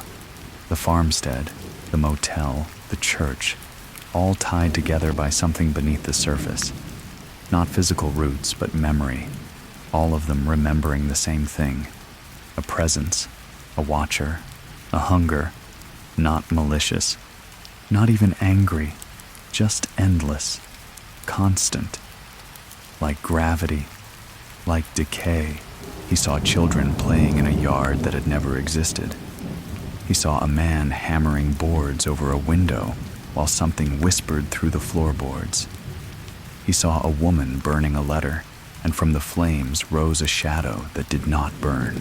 He saw himself standing outside 657 for the first time, holding the keys, smiling. But the house was already smiling back. He saw a circle carved into a tree. He saw it pulsing. He saw a name, Derek, etched into the underside of the floorboards, scratched into the ceiling beams. whispered in the walls. He stood suddenly, breath-catching. The attic was empty again. No chair, no envelope, just dust. He stumbled down the stairs, heart racing. Back into the room where the others slept. Maria was sitting upright now, eyes fixed on him. "You heard it," she said. He nodded. "It wants us to remember," she said. "But it never said what happens if we do." Derek looked around at the sleeping children, their faces peaceful in a way that felt utterly foreign now. He sat down beside Maria. "I think," he whispered, "remembering is how it becomes real." She didn't respond. Outside, the wind had stopped. The house no longer breathed. It waited. Dawn didn't come all at once. It bled into the sky, slowly reluctant, like the light itself wasn't sure it should be here. The horizon barely brightened, just a weak silver shimmer against the edge of the windows. Maria was still sitting by the wall, her face pale in the dim glow, unmoving. Derek hadn't slept since returning from the attic. His mind buzzed with fragments, images, impressions he couldn't place or explain, a hallway that stretched longer the more he walked down it. Voices behind doors he didn't remember closing. The feeling of something tapping gently on the back of his skull, not from outside, but inside. Beth woke first. She didn't speak, just walked into the kitchen and began boiling water. Her motions too practiced, too adult. Maria followed silently, and Derek soon heard the sound of spoons clinking against ceramic. The normalcy of it all made it worse. The act of making tea in a house that shouldn't feel like home filled him with a dread more profound than anything he'd felt in the tunnels beneath 657. It was the dread of settling, of accepting. By 7 a.m., everyone was awake. Jamie stared out the window without blinking his fingers, twitching slightly, as if in rhythm with a tune no one else could hear. Lucy drew symbols in the condensation on the glass. Circles again. Always circles. The same pattern she had never seen, but had always known. Maria didn't stop her this time. She simply watched. Derek sat at the table, tracing the wood grain with his finger, staring at the nail heads sunken into the surface. "We need to make a choice," he said. His voice cracked with exhaustion. "We keep running, or we stop and deal with this." Maria sipped her tea. Her eyes were darker now, shadows etched beneath them like bruises. "We stopped running 2 days ago," she said quietly. "You just haven't admitted it yet." He didn't answer, not immediately, because he knew she was right. Something had shifted back at the church in New York, or maybe even earlier when he saw the figure on the roof. They hadn't been running. They'd been circling, orbiting something massive and invisible, too large to grasp. And now they were being pulled inward. "What does it want?" he finally asked. Maria placed her cup down gently. "It wants to be known." Derek frowned. "It already is. It's in every room, every dream, every goddamn letter." Maria looked up at him. Not just remembered, known, felt, held, worn. It wants a body, a name it didn't borrow, a home it didn't have to hide in. He stared at her, horrified. "You're saying it wants to become us?" "No," she said. "I'm saying it already is. It's been leaking in since the first letter, maybe even before. It started with the house, then the dreams, the blood, the dirt, the drawings, and now it's in our children. It's in us. It's just waiting for one more thing." "What?" "For us to stop resisting." The silence after that was thick and solid. The kids ate quietly, dry cereal crackers, water. No one asked for more. No one cried or laughed or played. They just existed, the way people do when they are no longer entirely people. Later that day, Derek found himself walking through the cornfield behind the house. The stalks towered above him, brittle and dry, hissing softly as he brushed past them. The sky was overcast again, a pale sheet that pressed down over the landscape. He walked without direction, his fingers grazing the leaves, his eyes unfocused. The further he went, the quieter it became, until the only sound was his own breath, and then a clearing, a perfect circle in the center of the field wide enough for 10 people to stand shoulder to shoulder. The ground here was blackened as if burned, but there was no ash, only scorched soil and a single wooden post driven into the center. Nailed to it, weathered and worn, was a small placard. There was no text, only a carved symbol. A circle split into 4 quadrants. Derek stepped back. He turned and saw paths leading away from the clearing in 4 directions, perfectly spaced, like a compass, like a ritual space, like something had been waiting to rise. He ran, back through the corn-heart-pounding lungs burning until the house came into view. When he burst inside, Maria was already waiting by the door. "You found it," she said. He nodded, breathless. "It's not done. That place, what is it?" She looked up at him, calm and tired. "A memory it wants us to walk into." He stared at her. "We don't have to go back there." "We do," she replied. "Because that's the place we were always heading. Not the house, not the letters." "There," Derek shook his head. "No, it wants to be invited in. We don't open that door." Maria stepped closer. "We already did, Derek. The moment we read the first letter. That was the invitation. The rest of this, it's just preparation." He turned toward the kids. Beth had resumed her silent drawings. Jamie had begun humming. Lucy stared at the wall like she was watching a play only she could see. "We leave tonight," he said. "We drive until we're lost." Maria didn't argue. She simply said, "You can't run from something that wears your shadow." And she walked past him upstairs, her footsteps soft but final. That night, Derek packed their things, or tried to. But each time he zipped a bag or folded a shirt, something inside him whispered, "You're not going anywhere." Not because they were being stopped, because they were already where they were meant to be. When he opened the car trunk, he found it already full, with letters, thousands of them, blank envelopes, no writing, no ink, just the weight of knowing. He didn't tell Maria, because he knew she already understood.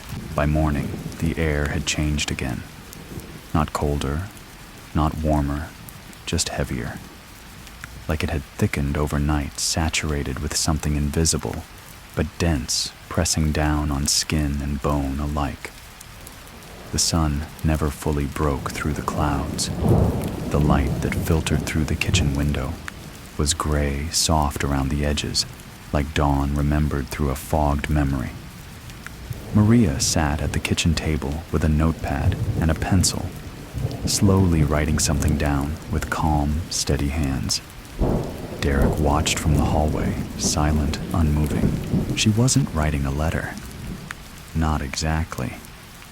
It looked more like a list.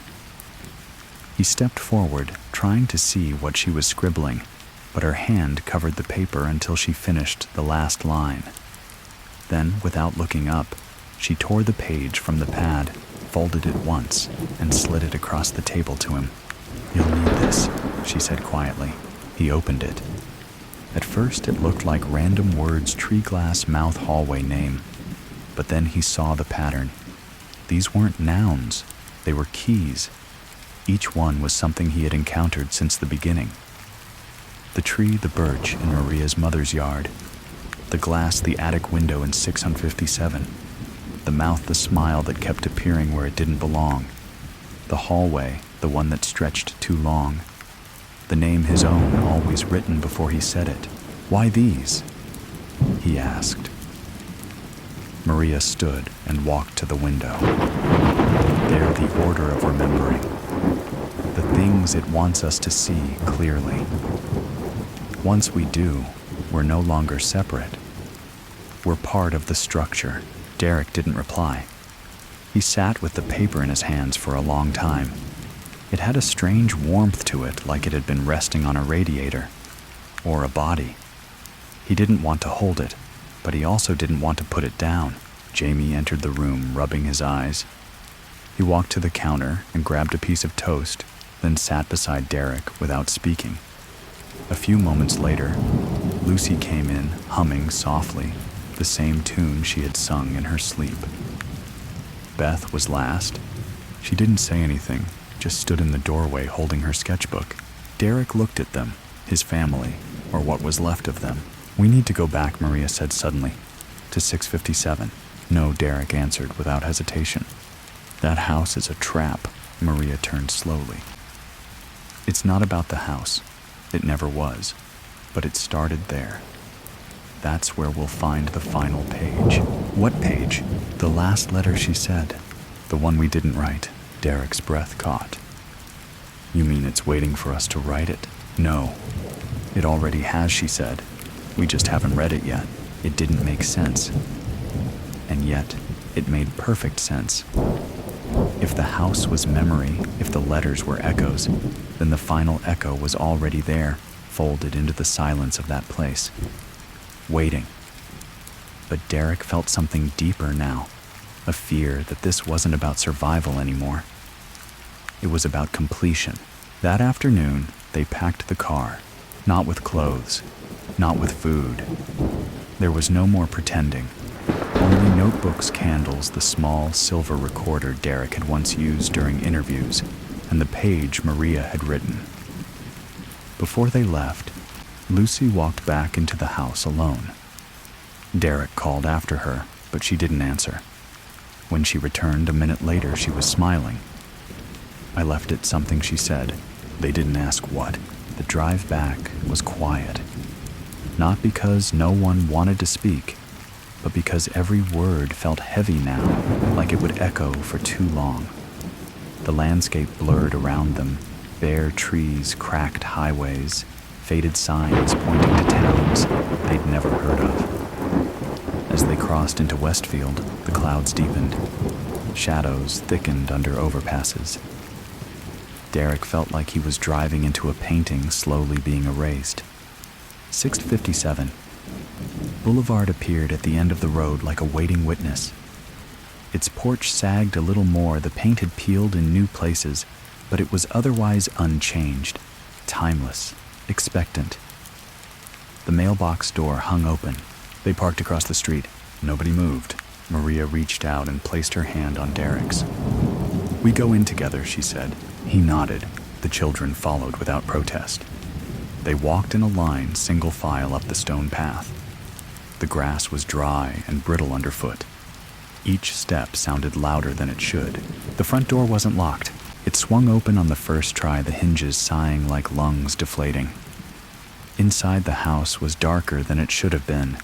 Not pitch black, but dim the way a theater feels, right before the curtains rise. The air smelled of old wood dust and faintly letters. That strange paper scent dry and crinkling at the edges. Derek stepped inside. It greeted him in silence. The floorboards under his feet were familiar. Each groan and creak a sound he knew like the rhythm of his own heartbeat. He moved forward past the foyer into the main hallway. The staircase loomed ahead, the same curve, the same banister he once polished himself during that first week, thinking it would be a fresh start.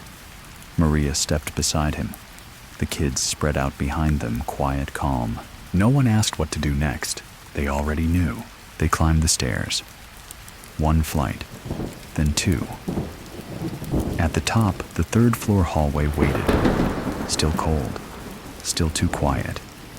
The room at the end, the one with the false panel, was open. Derek walked inside. Everything looked just as they had left it, except for one thing. There, in the center of the floor, was a chair, the original one, the metal folding chair from the crawl space, rusted, bent, and resting on the seat, an envelope. Derek approached slowly. He didn't reach for it immediately. He stood in front of it, staring. His heart pounded. Maria and the children stood behind him, unmoving, not speaking. The walls around them held their breath. Finally, he picked it up. No name, no address. Just the seal and ink stamp in the shape of a circle split into quarters. Inside was a letter, not written in ink, burned into the page. 12 words. "The house is complete when all who remember come home." Derek read it twice, then turned to Maria. "It's calling us home," he said. Maria nodded. Because it remembers. He looked around the room. So did he. For a long time, no one moved. The room held them in a kind of quiet tension, not with fear anymore, but gravity.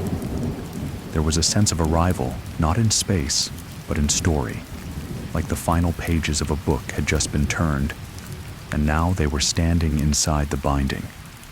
Derek held the letter in both hands, feeling its texture, the burn marks tracing the words with a strange, tactile rhythm.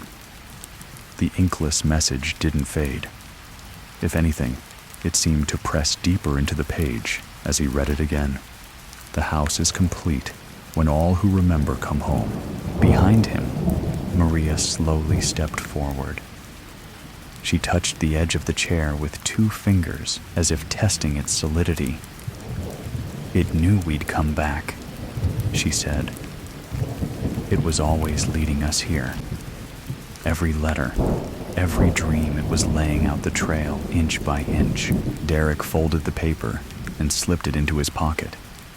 "And now what? We sit down and wait for it to close the door behind us." He meant it sarcastically, but there was no anger in his voice anymore, just exhaustion. A cold, bone-deep understanding that this was no longer a puzzle to solve, it was a role to finish playing. Beth stepped forward next. She didn't ask permission. She moved with quiet certainty, walking to the corner of the room and kneeling. She took out her sketchbook and began drawing fast, but focused. Derek watched her hand move with an almost automatic grace, looping curves and lines that had no clear meaning but felt purposeful. Circles, eyes, symbols, crossed out names, windows where there should be walls, and finally, words, written backward, then upside down, then again the right way. "I see you. I saw you before. I still see you." Maria turned slowly toward the wall where the false panel had once been. It was gone now, the surface smooth, seamless, like it had never opened. But the air near it was cold again, sharper than the rest of the room. She pressed her palm to the wall and closed her eyes. "It's here," she whispered. "The rest of it. The part we didn't see." Derek stepped forward beside her. "The memory," she nodded. "Not ours. The house's." The words made sense in a way he couldn't articulate. The house remembered too, every tenant, every sound, every moment of hesitation, or grief, or hope. They were all stored somewhere in the foundation. Echoes layered over echoes. And now they were being allowed into it, not as victims, not even as visitors, but as witnesses. Maria took a step back. The wall rippled. Not physically, it didn't bend or move, but something beneath its surface shifted. A sensation like when you hear a word in a language you forgot you once spoke. A pattern awakening. Derek raised his hand, hesitated, then placed his palm flat against the wall too. A jolt, but not electric, more like recognition. And then he saw it, not with his eyes, not in front of him, but inside, behind the space where thought gives way to knowing. A room, endless but enclosed, filled with people who weren't people, shapes made of memory. Some flickering, some solid. They walked in loops, stood still, whispered words without mouths. All of them holding letters, all of them holding on to their own echoes. The watchers, the remembered, the ones who came back and never left. One turned toward him, its face shifted, melted, reformed. Derek's, another Maria's, a third Beth, and dozens more. Children, adults, elders, some crying, some laughing, all present, all aware, all still. The vision faded as quickly as it came. He staggered back from the wall, breathing hard. Maria caught him. "You saw it," she said. He nodded slowly. "They're all still here." "Because someone has to remember them," she replied. "And the house, it needs a witness." He looked around the room, at the children, at the peeling walls, at the places where light didn't quite reach the corners. "It's not asking for blood," he said finally. It's asking for memory, continuity, people who will stay and keep telling the story. It's asking us to become it, Maria said, to stop running, to root. Beth stopped sketching. She stood, held out her notebook, and handed it to Derek. On the final page was a drawing of the house, but this time there were no watchers in the windows, no symbols, no shadows, just the house calm and quiet, its porch light glowing, a family standing at the threshold, their backs to the viewer, entering, and above it written in a childish scrawl, "Welcome home." They didn't speak for a long time. The house didn't move. The walls didn't groan. The silence wasn't tense anymore. It was patient, still, settled. And then a sound from downstairs, the front door opening. Not slamming, not creaking, just opening. Maria looked at Derek. He nodded once. They descended together, the children behind them, step by step. No one rushed. No one faltered. At the bottom, the entryway was filled with morning light. The door was open. Beyond it, the lawn shimmered gently under a misting rain, and standing on the porch was no one, nothing. Only the space where they had once entered returned to them. The beginning again. A voice not heard but felt whispered through the house. Finish it. Derek stepped onto the porch. Maria followed. Then Beth. Then Jamie. Then Lucy. The house behind them did not close the door. It simply waited, and the rain fell soft and cold, cleansing the dust from the stone path. The air outside smelled different now. Not fresh, never that, but cleaner somehow. Not just washed by the light rain, but filtered like the pressure had shifted and something had been released. Derek stepped slowly down the front steps of 657 Boulevard, his shoes landing on the old path with a sound he recognized too well. The slight grit of gravel, the subtle crunch of soil loosening under weight. But this time it wasn't the same. It was as though he had walked back into a replica of a memory. Everything just as it had been, yet everything subtly changed. The lawn looked neater.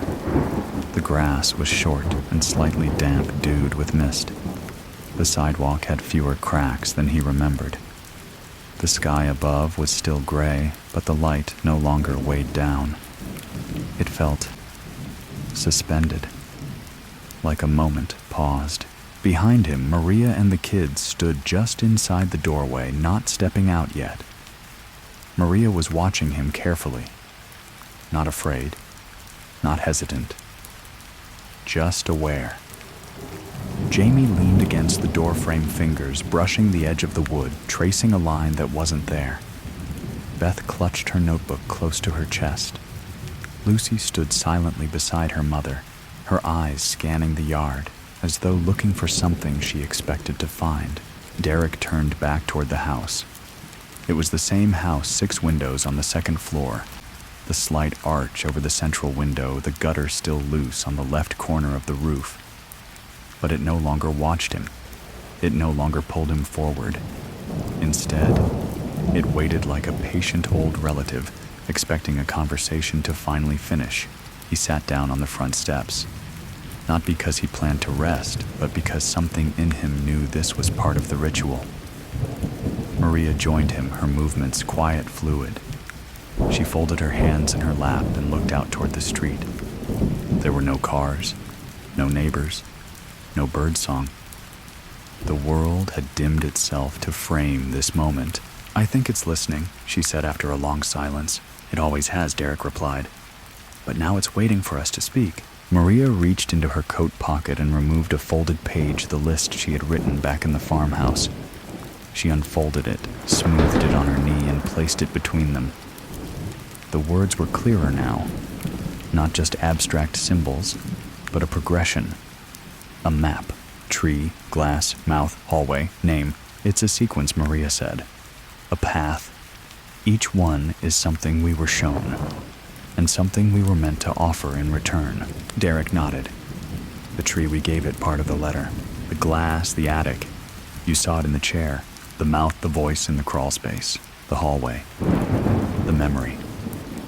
the feeling of something walking through us, and the name Maria said, glancing sideways at him. The name it wrote before we ever gave it. Yours. Derek stared at the paper. It wrote all of us in before we arrived. We were always in the script, but now Maria said softly, we can write back. Beth had come closer. She knelt behind them, set down her notebook, and opened it to a blank page. She didn't ask for direction. Her pencil began moving slow and deliberate. Derek glanced over and saw the first word she wrote, listen, then beneath it, answer. Maria stood and walked back into the house. She returned moments later, holding the small recorder Derek had brought from the farmhouse. She set it gently on the step beside him. Turn it on, she said. It wants a voice. He hesitated. What if we say the wrong thing? Maria looked back at the house. Then we say it truthfully. That's all it wants. The truth of what we saw. What we became. Derek took a long breath, then clicked the recorder on. The small red light blinked. The tape rolled. He spoke. My name is Derek Broadus.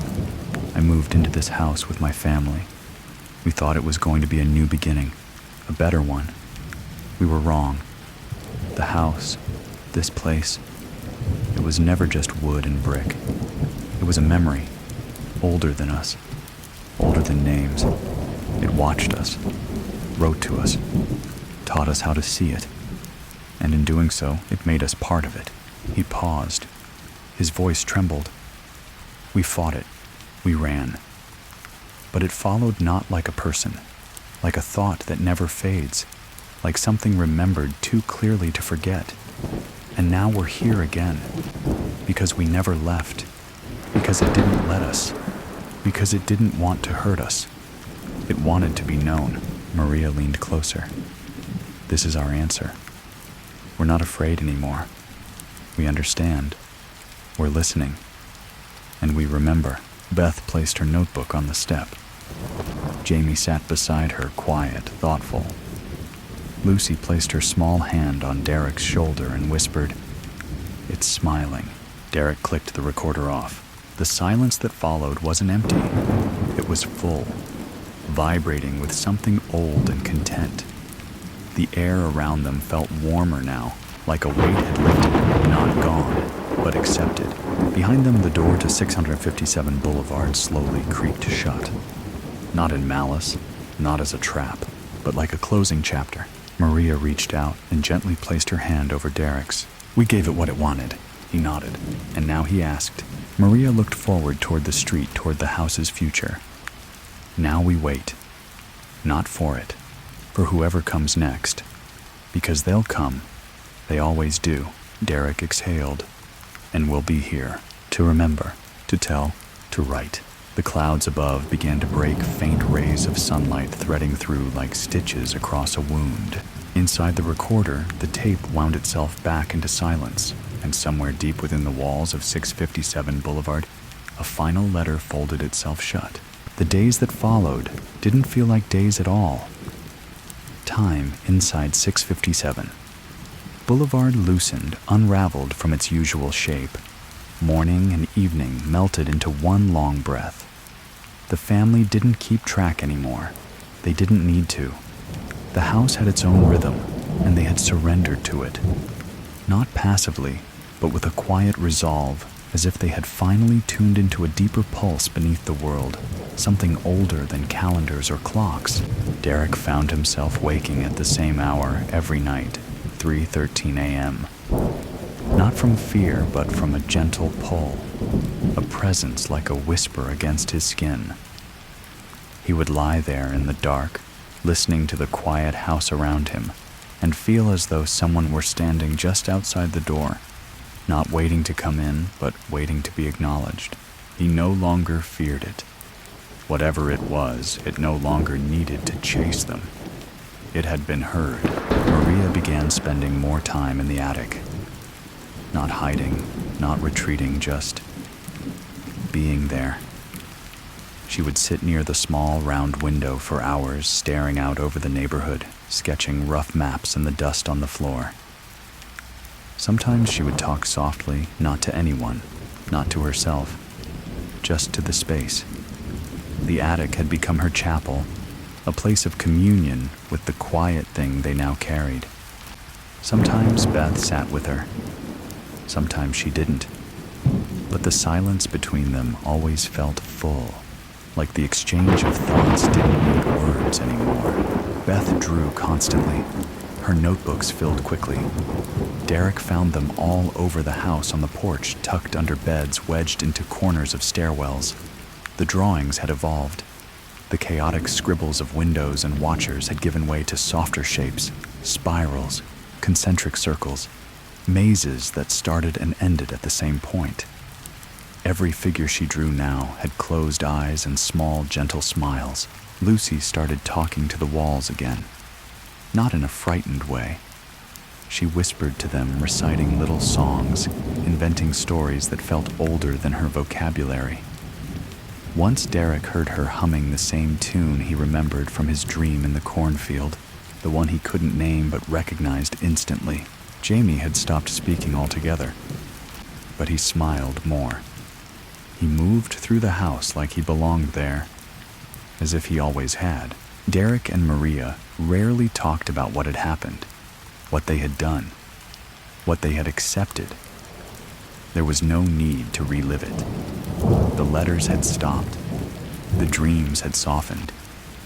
The house had quieted, but it had not forgotten. One morning, Derek awoke to find a new note slid beneath the bedroom door. It was handwritten, but not by the same hand as before. The penmanship was more graceful now, steadier, almost elegant.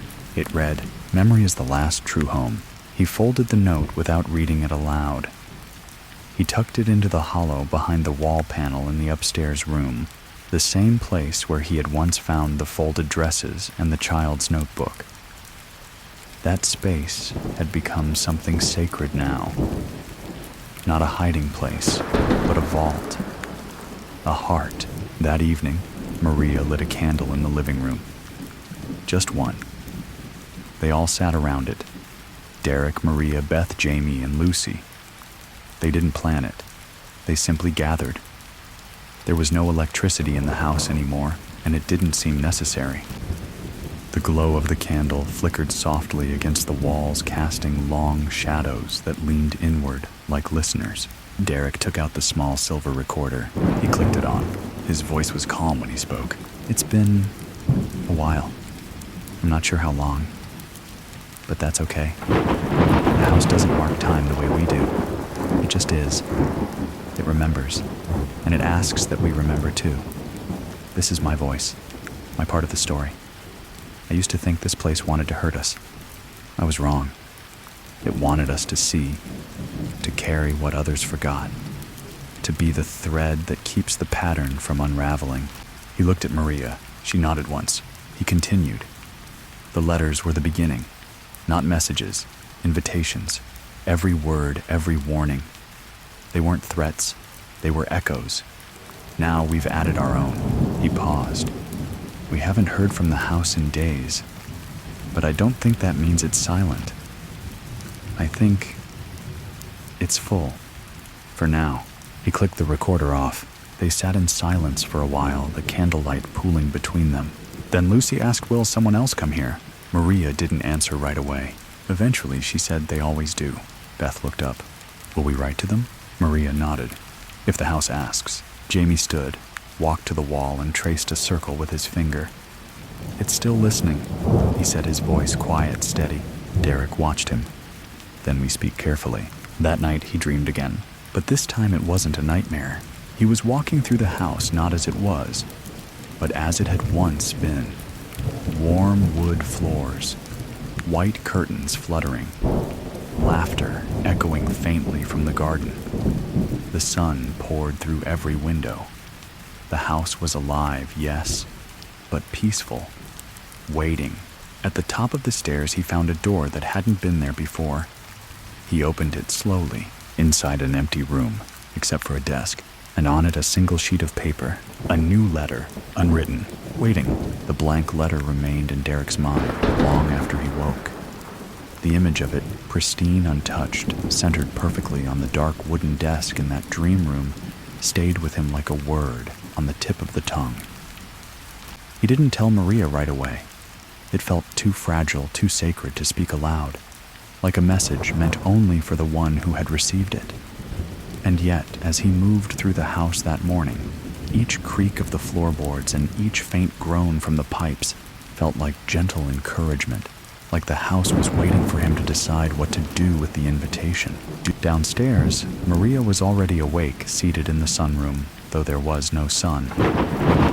The gray light that filtered in through the tall windows seemed gentler than before, as though softened by layers of cloud and memory. She had a piece of charcoal in one hand and was sketching on the back of a brown paper bag, drawing curves and lines without looking down. Derek paused in the doorway. "You're drawing the letter," he said. Maria didn't look up. "I dreamed it last night." "So did I." She paused, finally lifting her eyes to meet his. What did it look like? He described the desk, the paper, the silence of the room around it. She nodded slowly, her face unreadable. Same. They didn't need to ask what it meant. The house had spoken to both of them, not with voices, not with visions, but with a shared space, an image embedded not in the mind, but in something deeper. And the meaning was clear. The next letter wouldn't be given. It would be written. By them. The children moved through the house with new awareness. Lucy began placing small objects in corners, stones, twigs, buttons, tiny offerings, as if she understood something neither parent had taught her. Jamie followed her, placing his hand on each one before moving on. Beth, ever quiet, continued to draw, though. Now her pictures included people always with closed eyes, always standing in the doorways of houses too large to exist in the real world. Derek found one drawing beneath his pillow, a man with his back to the viewer, standing before a house that had no windows and no roof, only walls that folded inward like paper. He kept it in his wallet. That afternoon, Maria spread a sheet of blank parchment across the dining table. She had found it in a drawer in the hallway, though neither of them remembered ever placing it there. The paper was thick, textured, slightly yellowed. A pen lay beside it, an old fountain pen, the kind that hadn't been used in decades, but it was full. The ink shimmered dark blue-black in the reservoir. "We write it together," she said, "but only one of us puts the words down." Derek stared at the pen. It was warm to the touch, slightly heavier than it should be. He picked it up, then set it down again. "I don't know what to say." Maria placed a hand on his. "We already said it. Everything we've done here, the silence, the listening, the staying, that was the letter. This is just the shape it takes." He looked at her for a long time. Then, without speaking, he began to write. The pen moved easily. The words didn't come from thought. They came from somewhere else, some deep part of the house that lived inside him now. He didn't think about structure, about grammar, about message. He just let it flow. He wrote about the first night on Boulevard, about the mailbox, about the fear, about the dreams, about the letters hidden inside the walls, the eyes behind the vents, the footsteps that never left dust. He wrote about the memory chambers, the figures in the dark, the things that smiled without lips. He wrote about becoming part of the house, about the surrender that didn't feel like loss. He wrote until the pen dried. When he finished, the letter was neither long nor short. It was exact. A message without signature, addressed to no one, and yet meant for whoever came next. Maria read it once. She didn't cry. She folded it, pressed it into an envelope, and walked to the fireplace. But she didn't burn it. She slid it behind the old bricks of the mantel, where a loose stone revealed a narrow hollow. Then she turned back toward the room. It's done. That night, the house felt lighter. The air in the bedrooms was warmer. The attic no longer whispered. The creaks in the hallway quieted. And when Derek lay in bed, his body wrapped in a stillness that no longer carried dread. He finally understood what the house had always been. It wasn't haunted. It wasn't cursed. It was a reliquary. A sanctuary for stories no one else would hold. A home for the unfinished, the unresolved, the unloved. And every family who had passed through it had added a line, a chapter, a whisper in the walls. Every watcher had been a writer, every letter a reply, and now it was full. He dreamt of the desk again. This time the letter was gone, but in its place sat a candle flickering gently, illuminating the grain of the wood. He reached for it and understood it was his turn to hold the light. Morning arrived with no announcement. There was no sudden burst of light, no bird song, no sharp shift in temperature. It simply seeped into the house pale, and even like diluted paint brushed across the sky. The windows glowed softly. The wood of the floors seemed to hum. For the first time in weeks, perhaps months, Derek didn't wake from a nightmare. He woke as if from deep sleep, slow blinking, with a strange peace in his chest he couldn't quite trust. Maria was already downstairs as usual. She stood at the kitchen sink, hands resting on the edge, gazing out at the backyard. He stepped into the room, and she turned just slightly, her eyes meeting his. She didn't speak. She didn't need to. Something had shifted. They could both feel it. The children ate breakfast quietly. Jamie poured cereal into a bowl, and then didn't eat it, simply stirring the flakes and milk with rhythmic circles. Beth sat at the kitchen table with a fresh sketch pad, drawing a figure with no face, but arms outstretched as if offering comfort. Lucy asked if they could walk to the mailbox again. Maria and Derek exchanged glances. They hadn't touched the mailbox since returning to the house. It had been left alone, not out of fear, but reverence. The last letter had come from within, and neither of them had wanted to invite more by looking too eagerly. But Lucy insisted. "I think it's time," she said. So they went, all five of them, down the cracked front steps, across the damp, overgrown lawn, along the path that had worn slightly under their feet. The mailbox stood where it always had, crooked, rusted at the edges, the red flag drooping like a tired arm. Derek reached for it, fingers pausing just before touching the cold metal. Then slowly, he opened the hatch. Inside, nothing. Just air and shadow and a faint, sweet smell of old paper. He exhaled. Maria's hand brushed against his.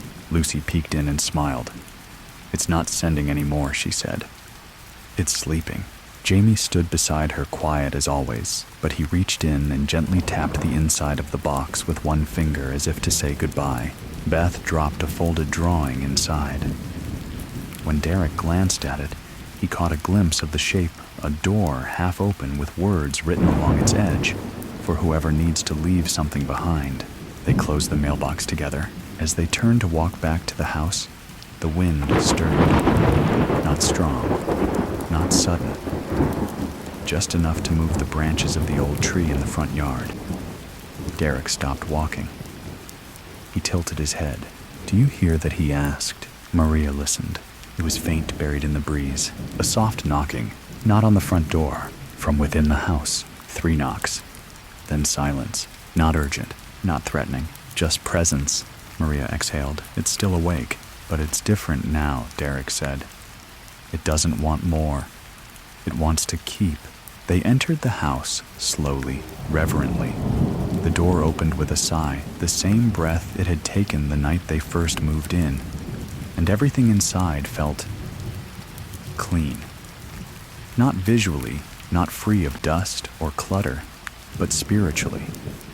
Lighter, settled. The house no longer pressed in on them. It breathed with them. That afternoon, Maria began writing in the margins of her old journals. Not stories, not explanations, but impressions. Bits of what they had seen, what they had felt. Words like folded time voices in dust memory as architecture. She wrote slowly, sometimes only a line or two, then stared at the ceiling for long minutes. She left the journals open on counters, windowsills, the top of the washing machine. Beth began taping her drawings to the inside of cabinet doors. Some she placed beneath loose floorboards. Others she folded into paper boats and dropped into the bathtub without water. Jamie took to humming again. A steady, calming melody that moved from room to room like incense. He walked the halls each evening, just after twilight, lighting tea candles they'd placed in wall sconces and bowls.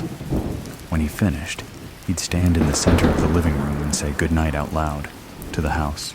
Lucy whispered into corners. Sometimes the corners whispered back. Derek returned to the attic. The chair was gone now.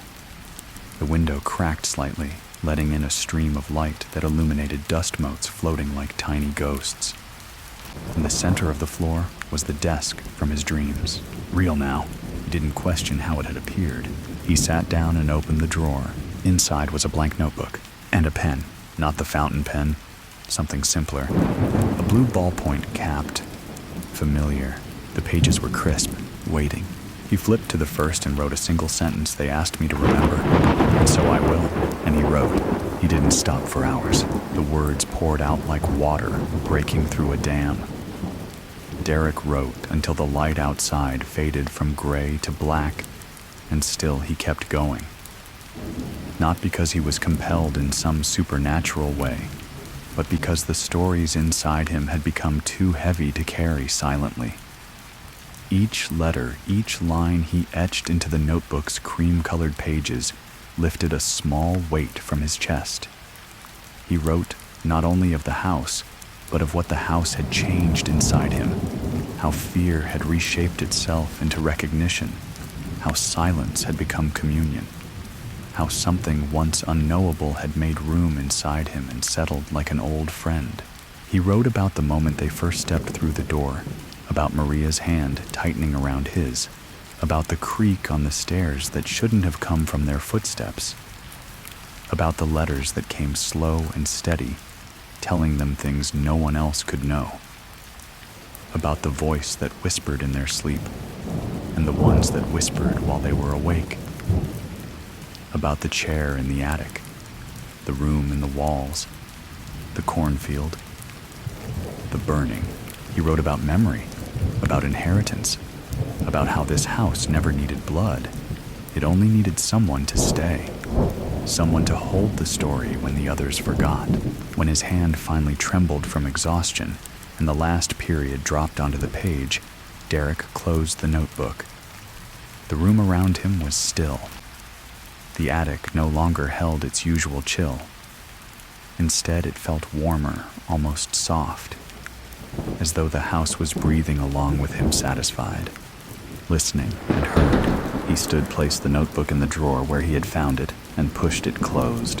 There was no click, no seal, no magical hum or flickering lights, just quiet. Below, he could hear Jamie's footsteps as he moved through the halls with his candles again. The boy's song drifted upward like smoke, soft, tuneless, comforting. Derek smiled faintly. The routine was sacred now, a kind of ritual, neither spoken nor taught. The house hadn't asked them to worship it, had only asked them to acknowledge. Maria was in the kitchen stirring something in a pot. It didn't matter what. They ate because they were still human, but they no longer felt like they were living in the world outside the walls. Their lives had narrowed into something intimate, circular. Time had become a spiral rather than a line looping back over moments and revisiting meanings. Beth had stopped drawing for a while. Instead, she had taken to building small structures out of matchsticks and bits of paper miniature rooms with no doors, chairs too small for dolls. She left them in odd places under the table, on window ledges inside the back of a dresser drawer. Once Derek found one perfectly centered beneath the old chandelier in the upstairs hallway, a paper house inside the real one. Lucy had begun placing stones in patterns across the yard. From above, Derek could see them forming shapes, runes or letters maybe, but he didn't ask what they meant. She was spelling something out in a language she hadn't been taught. The grass grew around the stones, but never over them. They spoke little during the day. Words weren't necessary now. The children understood more than Derek ever thought they would. Their silences were not signs of trauma anymore, but attunement. They were not hiding from the house, they were listening to it, letting it speak in the only way it knew how, through space, repetition, light, and the soft rearranging of memory. One morning, Derek awoke to find the front door open again. Not wide, just slightly ajar. The air outside was cold, the sky a soft pewter. Fog curled along the edges of the street like fingers reaching under the curb. There were no cars, no footsteps, no signs of life except for the house and the breath in his lungs. He stepped outside, barefoot the cold concrete, shocking but welcome, and on the front step just beneath the welcome mat was an envelope. No stamp, no name. Inside a single page folded twice. He opened it with shaking hands. The writing was in his own handwriting, but he hadn't written it. It read, "The story continues when it is given. Do not be afraid to pass it on." He stared at it for a long time. Maria stepped out behind him. She didn't ask what it said. She only said someone's coming soon. Derek nodded. "We'll be ready." The fog didn't lift that day, but it never got darker either. They lit candles in every window. They filled the house with warmth, with stories, not just about what had happened here, but about what they had become. The house didn't whisper anymore, but it no longer needed to. They had become its voice. It was on the 12th morning after the letter that someone knocked on the door. Just once. Not urgent, not timid. A single deliberate knock, then stillness. Derek had been in the front room halfway through arranging the tea candles Lucy insisted they keep in every sill. He froze. The knock had sounded ordinary, but nothing about this place was ever truly ordinary. Not anymore. He glanced through the curtain. A woman stood on the porch, alone, mid-30s maybe, holding a worn leather messenger bag, dressed in a dark raincoat despite the absence of rain. Her eyes weren't scanning the yard. She wasn't reading a phone. She was looking directly at the door, waiting. Derek turned toward the stairs. Maria. She was already coming down, as though she'd known the knock was coming. "Who is it?" Beth asked from the hallway. "We'll find out," Maria answered simply. Derek opened the door. The woman smiled politely. Not warmly, not nervously. Just enough to signal civility. Her expression held the practiced calm of someone who expected the strange and had prepared herself to meet it. "Hi," she said. "I'm sorry to bother you. Well, this is going to sound odd, but I think I'm supposed to be here." Neither Derek nor Maria answered right away. The woman continued. "I found this address in a letter, in my grandmother's handwriting. But the letter wasn't dated, and my grandmother passed years ago." She reached into her bag and pulled out a folded sheet of thick cream paper, held it out. Maria took it gently. It wasn't yellowed, it wasn't aged, but it was unmistakably familiar. Derek looked over her shoulder. The handwriting was precise, unmistakable. It was Maria's, but she hadn't written it. Not yet. The words were short. "Come to the house. It will remember you." Maria's lips parted, but no sound came out. Her eyes flicked to the top of the page. There was no greeting, no recipient name, just that line. And below it, a single symbol, a circle split into 4 quadrants, the symbol of the Watcher. Derek gestured toward the porch. "Would you like to come in?" The woman hesitated only briefly, then stepped across the threshold. She shivered slightly as the air changed around her. Most people wouldn't have noticed, but she did. The house took her in the way it did, with those who belonged silently, without ceremony, and completely. She looked around the foyer. "This feels familiar," she said, "but I've never been here before." Maria folded the letter and slipped it into the drawer near the stairs. "That's how it starts." The woman nodded slowly. "May I ask, what is this place?" Derek offered a thin smile. "It's not what it looks like, but you already know that." She exhaled. "I think I do. I've been dreaming about it. The windows, the stairs, A letter I haven't read yet, but I know is hidden in the floorboards. Lucy appeared from the hall, watching her quietly. After a moment, she said, "You're going to help the house remember someone else." The woman blinked. "I'm sorry." Maria knelt in front of Lucy, brushing her daughter's hair behind her ear. "It's okay, sweetheart." Beth came down the stairs, slowly holding one of her drawings. She offered it to the stranger. The woman took it, turning it slowly in her hands. It showed a figure with outstretched hands standing in a narrow hallway. At the end of the hall, a mirror. In the mirror, the same figure, but with no face. "I saw this in a dream," the woman whispered. "How could you?" Beth just smiled, then walked away. The rest of that day passed like fog, slow, colorless, without edges. The woman, her name was Laura, settled into the guest room. She didn't ask how the sheets smelled so familiar. She didn't ask why the curtains were drawn, just like in her memory. She simply placed her bag by the door, opened her notebook, and began to write. That night, Maria brought Derek up to the attic. "She's not the first," she said. "I know," he replied, "but she's the first since we said yes." Maria nodded. "This is how it begins again." They stood by the desk. The notebook Derek had written in was gone. In its place, another blank one, another pen, waiting. Maria placed her hand on his. "She's going to write her part, just like we did." "Will the house ask more of her?" "It always asks," Maria said, "but it never forces." They stayed in the attic a little longer, listening to the quiet beneath the floorboards. The house was not restless. It was content, alert, watching, breathing. And far below in the guest room, Laura's pen moved slowly across the page, forming the first line of her story.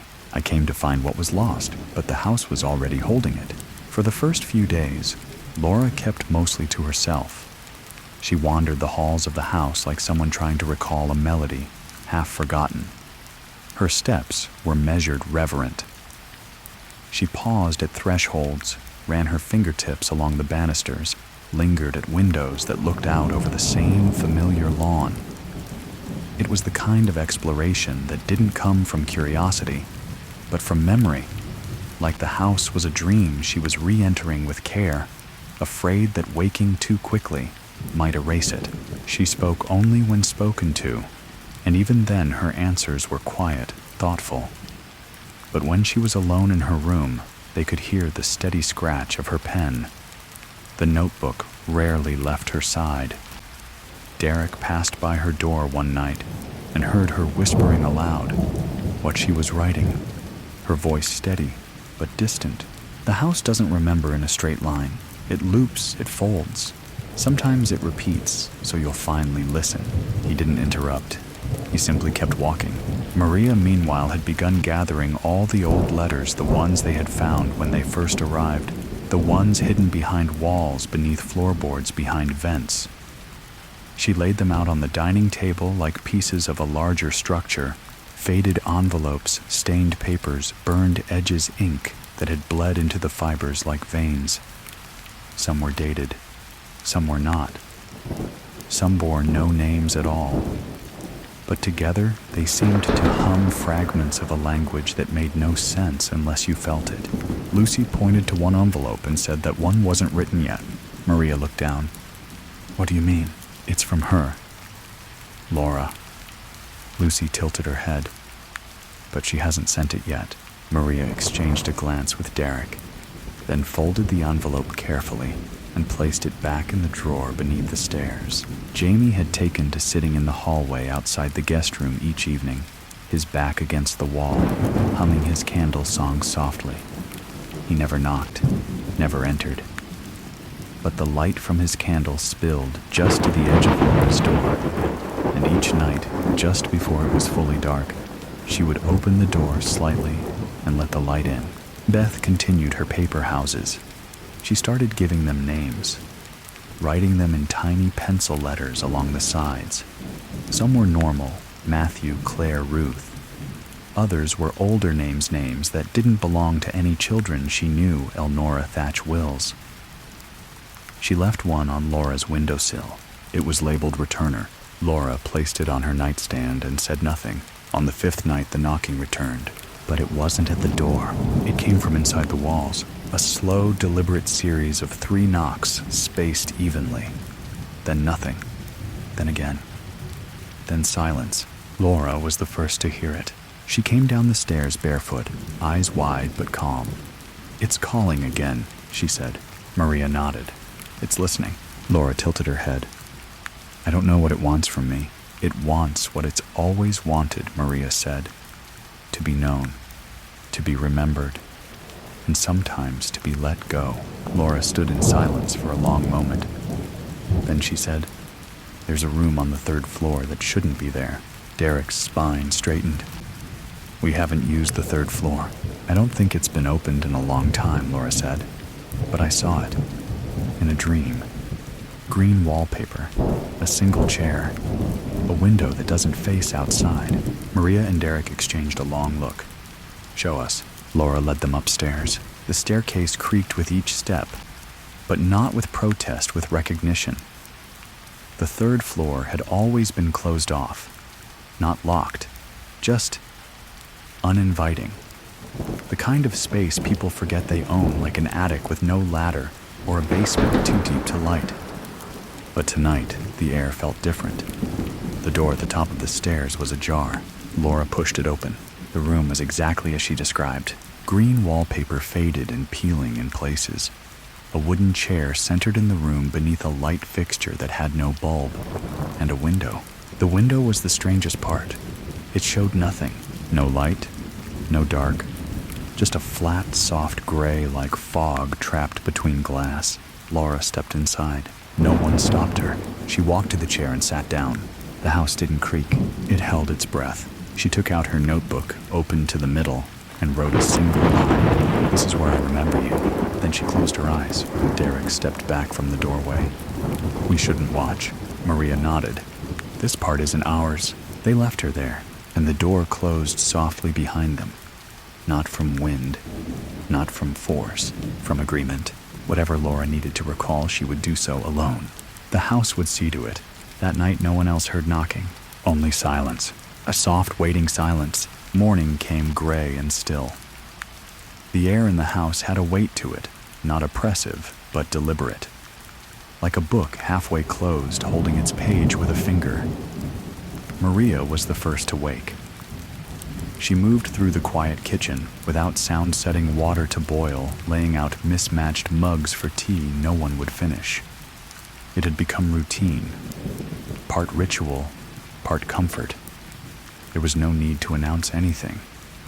The house she knew now carried its own announcements. Derek joined her, still barefoot sweater hanging loose at the shoulders. "Is she still upstairs?" Maria nodded. "Door hasn't opened. Do you think she's all right?" "She's not in danger," Maria said. "Not the kind we used to know."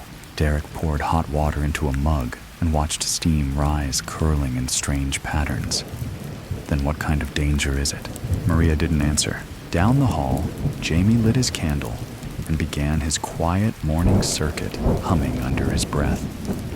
The sound barely rose above the creak of the floorboards, but it settled into the air like a thread being drawn through fabric. Lucy followed him silently, occasionally stopping to touch the walls with her fingertips as if checking for temperature or memory. Beth sat in the foyer folding a fresh paper house. This one was different. She drew a spiral on the roof. Inside on the walls, she wrote one word, in tiny pencil marks, again and again: "Stay."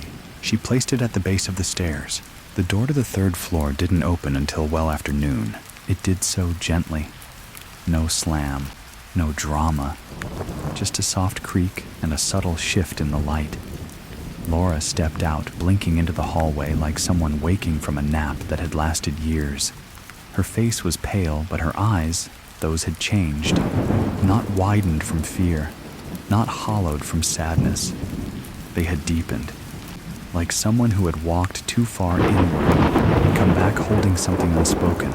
Maria was waiting at the bottom of the stairs. Laura descended slowly, one hand on the railing. When she reached the last step, she looked at Maria and whispered, "It remembered me." Maria didn't ask what she meant. Laura opened her notebook and handed it to her. The pages were full. The writing varied, sometimes neat, sometimes hurried, even erratic. But the words told a story. Her story. A woman born in Vermont, raised by a grandmother who had once lived in Westfield. A grandmother who never spoke of New Jersey, but who sometimes walked in her sleep whispering addresses that didn't exist. A grandmother who died clutching a sealed envelope, never mailed. Inside the notebook were drawings, too, of the house, of the hallway, of rooms that Laura had never seen until she stepped into them in her sleep. One page stood out, a crude sketch of a figure standing at a window, staring into a flat gray space. I think she was one of them, Laura said. One of the others who lived here. Before the letters, before the watchers had names. She left something unfinished, and it stayed with the house. Derek stepped forward. And now, Laura looked up at him. I think it let me finish it. They didn't press further. There were no thank yous, no revelations, no clean endings, just a subtle understanding. The story she carried had folded itself into the house, and the house had allowed it to rest. That evening, Laura stood at the threshold once more, her bag slung across her shoulder, the notebook left behind. Derek held the door open. Will I forget, she asked. Maria shook her head. You'll remember what matters. The house sees to that. Laura glanced back at the stairwell, then stepped out onto the porch. The sun was just setting, casting long gold streaks across the lawn. She didn't look back again, and then she was gone. That night, the house was quieter than it had ever been. Not empty, not finished, but complete in a way Derek couldn't explain. They gathered in the living room without planning to. Jamie lit his candle. Beth placed a paper house at the fireplace. Lucy curled up in Maria's lap. Derek turned on the recorder. This house, he said, his voice calm, doesn't want us to leave. But not because it traps us, because it remembers through us. Every word, every gesture, every silence, we become part of its memory. And it gives us something in return. It gives us a place to lay down what no one else will carry. He clicked off the recorder. And for the first time since they'd arrived, no one dreamed that night. There were no watchers in the walls, no voices in the vents, just sleep. The kind that leaves you heavier when you wake. The kind that means something's ended. But not quite yet. Rain arrived in the middle of the night. Not a storm, just a steady, rhythmic drizzle, soft enough to be mistaken for static or breath. It tapped gently at the windows, rolled down the panes in slow rivers. When Maria woke, it was still dark, but the sound of the rain filled the house with a strange comfort, like a lullaby sung in another room. She didn't light a candle. She moved through the hallways by memory alone, each step confident. The house had shifted again just slightly. Corners seemed more familiar. Walls breathed a little more evenly. The air no longer held the sharp scent of old wood and unease, but something closer to stillness. Not peace exactly, but a kind of truce. Downstairs, she found Derek awake at the dining room table, a cup of tea in front of him untouched. She finished something he said without turning. But the house didn't stop. Maria nodded and sat beside him, because it never really stops. They didn't speak for a while. The rain filled the silence, soft and steady. In the center of the table lay the notebook Laura had left behind, its cover slightly warped from the moisture in the air. Derek had placed it there after she'd gone not to read, but to give the house something to hold on to. Jamie entered a few minutes later, barefoot, cradling a candle that had burned halfway down to the base. He placed it near the windowsill without a word, and sat cross-legged on the floor. Lucy followed him, clutching a stone in each hand, laying them out carefully in a row along the edge of the rug. Beth was last. She entered with a new paper house larger than the others. This one had a message scrawled across the roof in block letters, for the ones who forget. Maria looked at it for a long time. Beth. Why that message? Beth shrugged. Because someone's coming who doesn't know they've been here already. The words chilled the room, not from fear, but from weight. Derek turned slowly toward her. How do you know? Beth stared at the candle's flame. The house showed me. A dream, but not like before. It wasn't scary. It was sad. Someone trying to remember something they buried so deep it started leaking out. Maria exchanged a glance with Derek. Do you know who? Beth shook her head. Only that they're close. That afternoon the doorbell rang. Not a knock this time. Not a whisper from inside the walls. A bell. It sounded absurdly normal.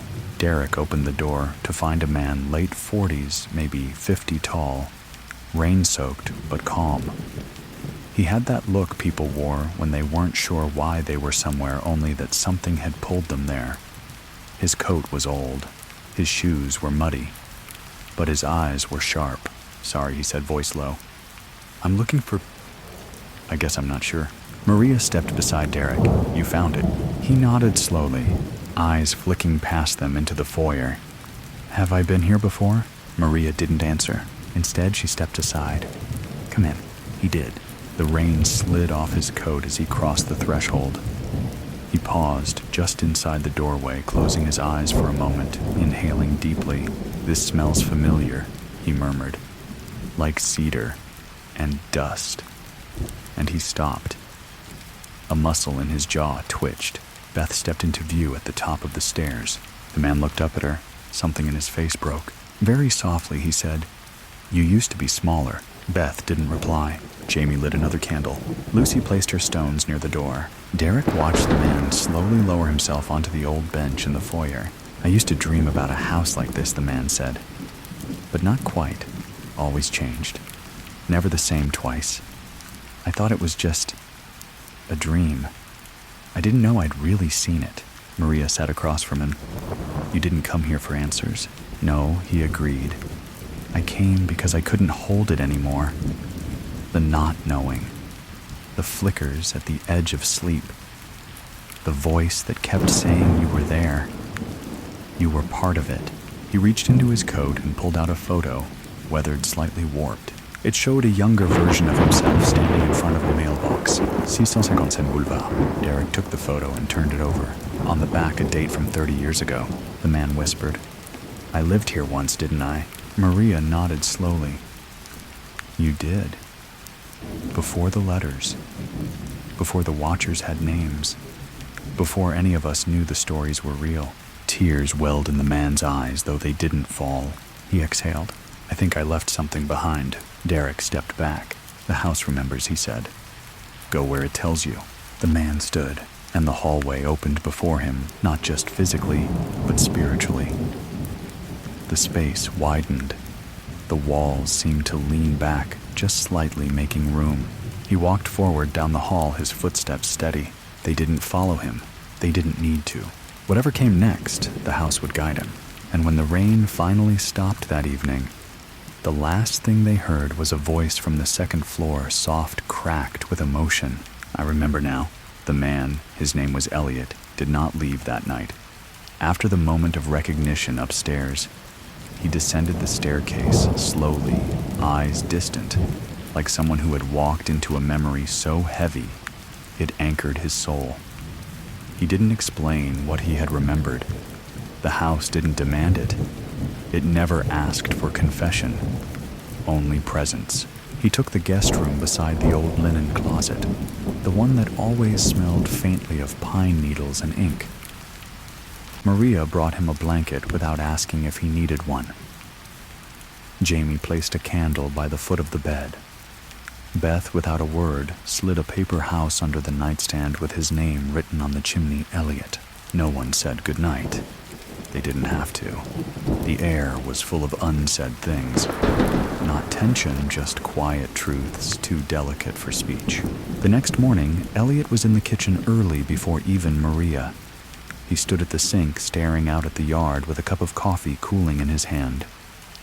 When Derek entered, Elliot spoke first. I was 5 when we left, he said, voice barely above a whisper. My father said the house was sick, said we had to go. but he never told us what happened. He never explained why we burned the last few letters, or why the mailbox had to be sealed shut with a chain. Derek listened silent. Elliot went on. I used to dream about the vents whispering to me. I thought it was pretend, but there was always this shape, a spiral, on the wall, on the floor, even in the frost on the windows. I drew it once, and my mother slapped the paper from my hand and told me never to make it again. Derek nodded. It's been here long before you. Long before us, too. Elliot turned to him, something unsettled in his gaze. It doesn't want to hurt people. No, Derek said. It wants witnesses. That afternoon, Elliot walked the perimeter of the property. Not just the yard, he traced the entire boundary.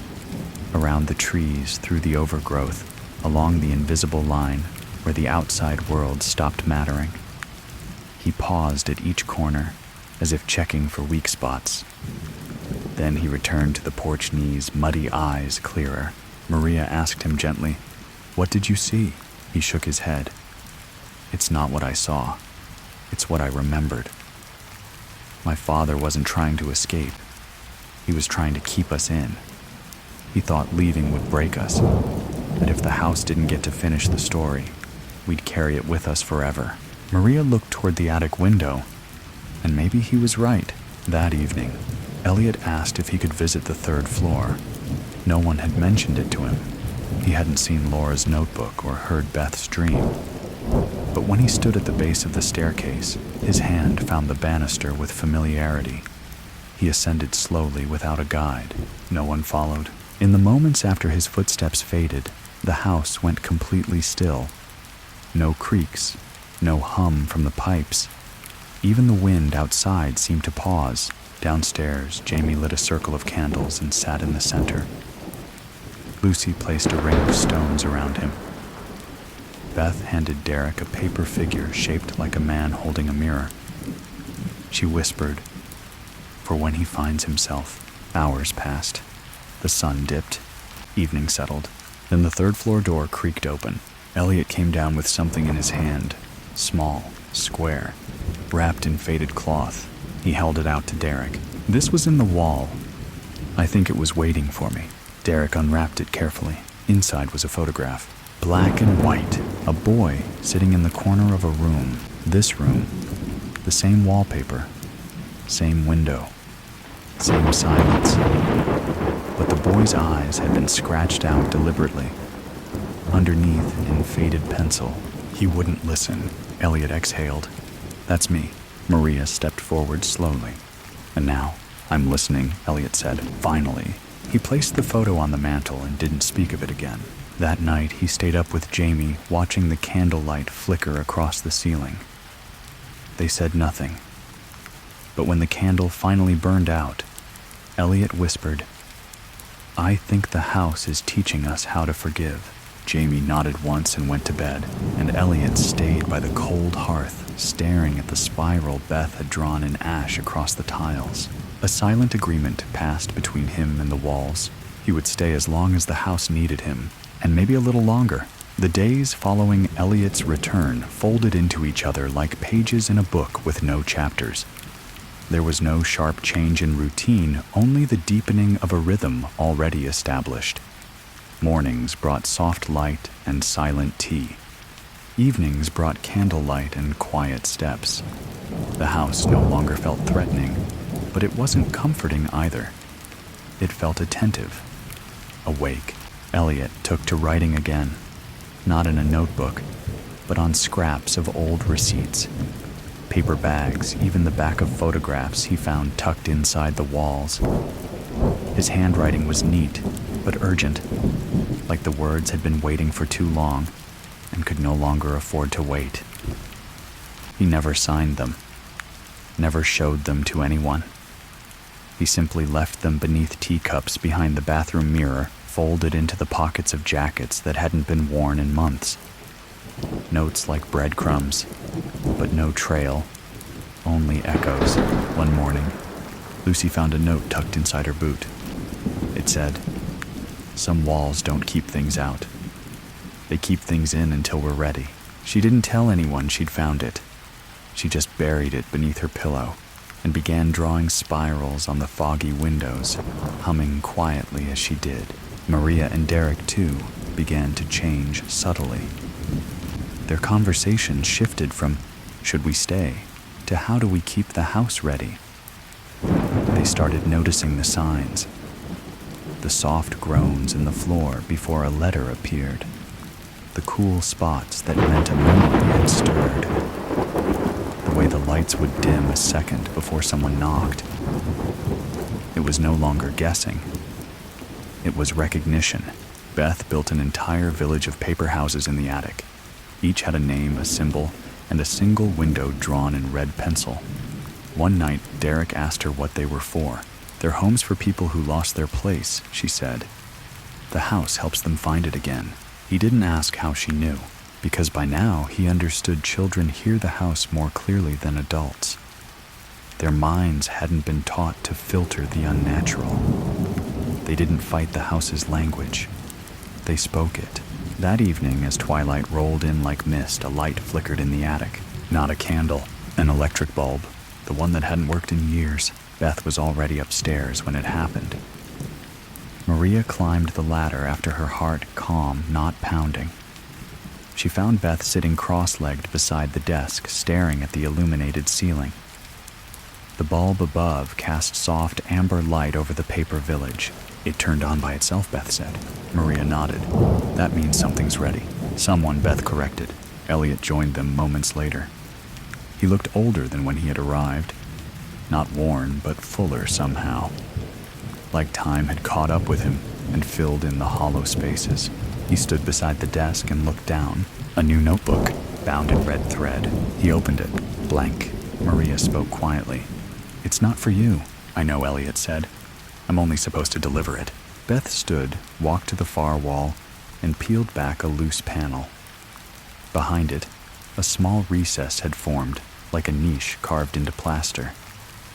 She placed the notebook inside and pressed the panel closed. That's where they'll find it, she whispered. Derek appeared at the top of the ladder. Who? Beth looked at him. The next one. That night a storm rolled in.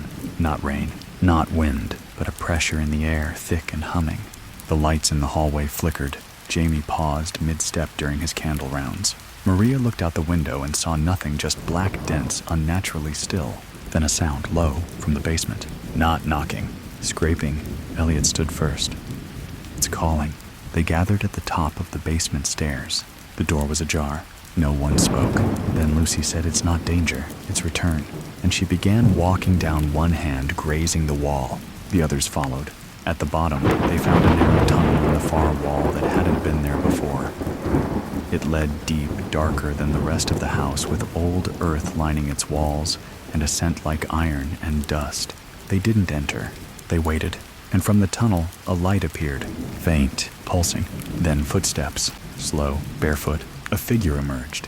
Not a ghost, not a stranger. A young woman, maybe 20, shivering, blinking against the light. In her hand, a sealed envelope. She looked around at all of them, lips trembling. I think I'm supposed to be here. Beth stepped forward and smiled. You were. The woman exhaled and collapsed into Maria's arms. Outside, the wind finally returned, gentle and cool. The tunnel sealed itself behind her. No one asked her name that night. The house would tell them soon enough. And until then, they would listen. She awoke in the guest room, wrapped in a quilt that smelled faintly of cedar and smoke. Morning light filtered through the sheer curtains, soft and gold, catching the tiny dust motes that drifted in still air. For a moment, she lay perfectly still, trying to remember where she was, or why she wasn't afraid. There was a quiet knock at the door. It opened just slightly, and Maria stepped in holding a steaming cup of tea. You slept for nearly 15 hours, she said gently, setting the mug on the windowsill. No one's worried. The house lets us rest when we need it. The young woman sat up, brushing hair from her eyes. Where am I really? Maria didn't answer immediately. She just pulled the wooden chair from the corner and sat down across from her. Some people call it a haunted house. Others call it cursed. But none of those are quite right. Then what is it? A house that remembers, Maria said. A house that keeps stories no one else will. The woman nodded slowly, eyes clouded but not confused. I dreamed of this place. I thought I was going mad. Then one day I found the envelope. No name. Just this address. I kept trying to throw it away, but it kept coming back. Sometimes in my coat pocket, sometimes in my mailbox. Maria offered a sad smile. You weren't meant to forget. They sat in silence for a moment. What happens now? She asked. You walk through the rooms, Maria said. You remember what you can. You listen for what the house wants to show you.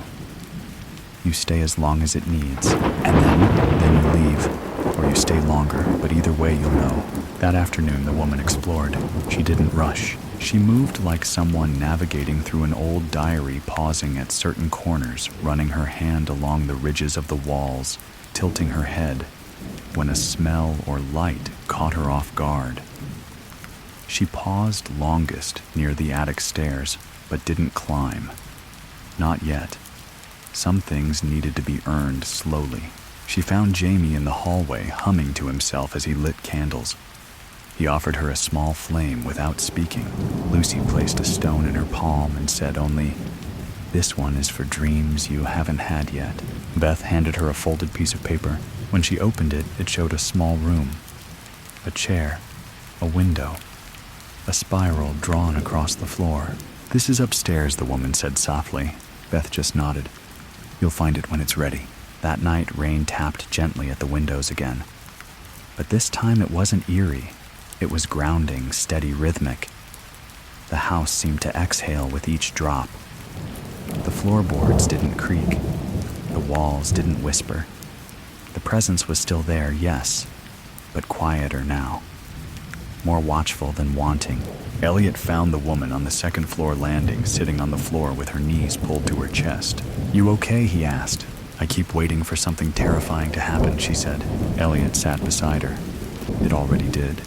You were forgotten, and now the house is helping you be remembered again." She looked at him, eyes wide. "I don't even know what I'm supposed to remember." "You will," he said. "That's the only promise the house ever keeps." Later, while the rest of the house slept, she climbed to the attic. The light was already on. The desk was waiting. On it, a single piece of paper and a pen that looked too familiar to question. She sat, heart beating slowly but firmly, and placed her hand on the page. She didn't know what she was going to write, but her fingers did. Her first sentence was hesitant, a whisper of ink. "I left something behind in this house a long time ago. I think I came back to make sure it still remembered me." Then, without pause, the rest followed. As she wrote, the attic grew warmer. Below, Beth stirred in her sleep. In the kitchen, a drawer slid open. Somewhere deep inside the walls, the house smiled. By the end of the week, the house had grown quieter, not empty. Never that, but settled, as if satisfied for now. The walls no longer shifted subtly at night. The attic light stayed on without flickering. No new knocks, no footsteps without feet. Only the sound of tea being poured, pages turning, whispers passed gently between the rooms. The young woman, her name was Claire, didn't ask to leave, and no one asked her to stay. She simply became part of the rhythm, another soul drawn into the house's quiet orbit. She tended to the corners no one else thought to clean. She listened when Lucy placed stones in odd places. She copied Beth's drawings, humming quietly under her breath. And at night, she lit a candle beside her bed and wrote long, tangled paragraphs in a red threaded notebook that no one read but the house. Elliot stayed too. He didn't say why, and no one asked. But he began restoring the old basement, clearing debris, oiling hinges, fixing old shelves. It was work he seemed to remember doing before, even though the tools felt unfamiliar in his hands.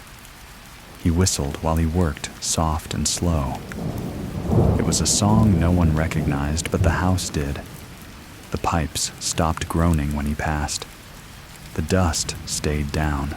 One morning, Maria awoke and found the spiral on the kitchen wall drawn in steam, perfectly round, then gone. A sign not of danger, but of return, of continuity, of of the house folding one more name into its long memory. They no longer feared what the house would reveal. They had come to understand the watcher was never something outside peering in. It was the house itself, the memory, the stories, the quiet presence that waited patiently for someone to listen, someone to write, someone to stay just long enough. And now the story rests. The spiral closes, but it is never finished. You've reached the end of tonight's story, and the house has grown still again. Whatever brought you here, curiosity, restlessness, or the quiet pull of unanswered questions, I hope you found a space to settle, even just for a while. Stories like this are not always about fear. Sometimes they are about remembering, about the quiet, lingering parts of ourselves we leave behind in places, people, and moments we think we've forgotten. The watcher isn't just a presence in the walls. It's the echo of what we once were, the silent witness to what we still carry. If you're still awake, maybe you're wondering what happens next. That's the strange comfort of this house. The story doesn't end, but it lets you rest when you need to. And maybe tonight, that's exactly what you needed: a soft voice in the dark, a flicker of mystery, and the sense that you are not alone even in silence. So take a slow breath. Let the tension slide from your shoulders. Feel the softness around you, the sheets, the air, the faint hum of the world going quiet. And know that here in this final moment, the story is watching over you, not with eyes, but with memory. And now,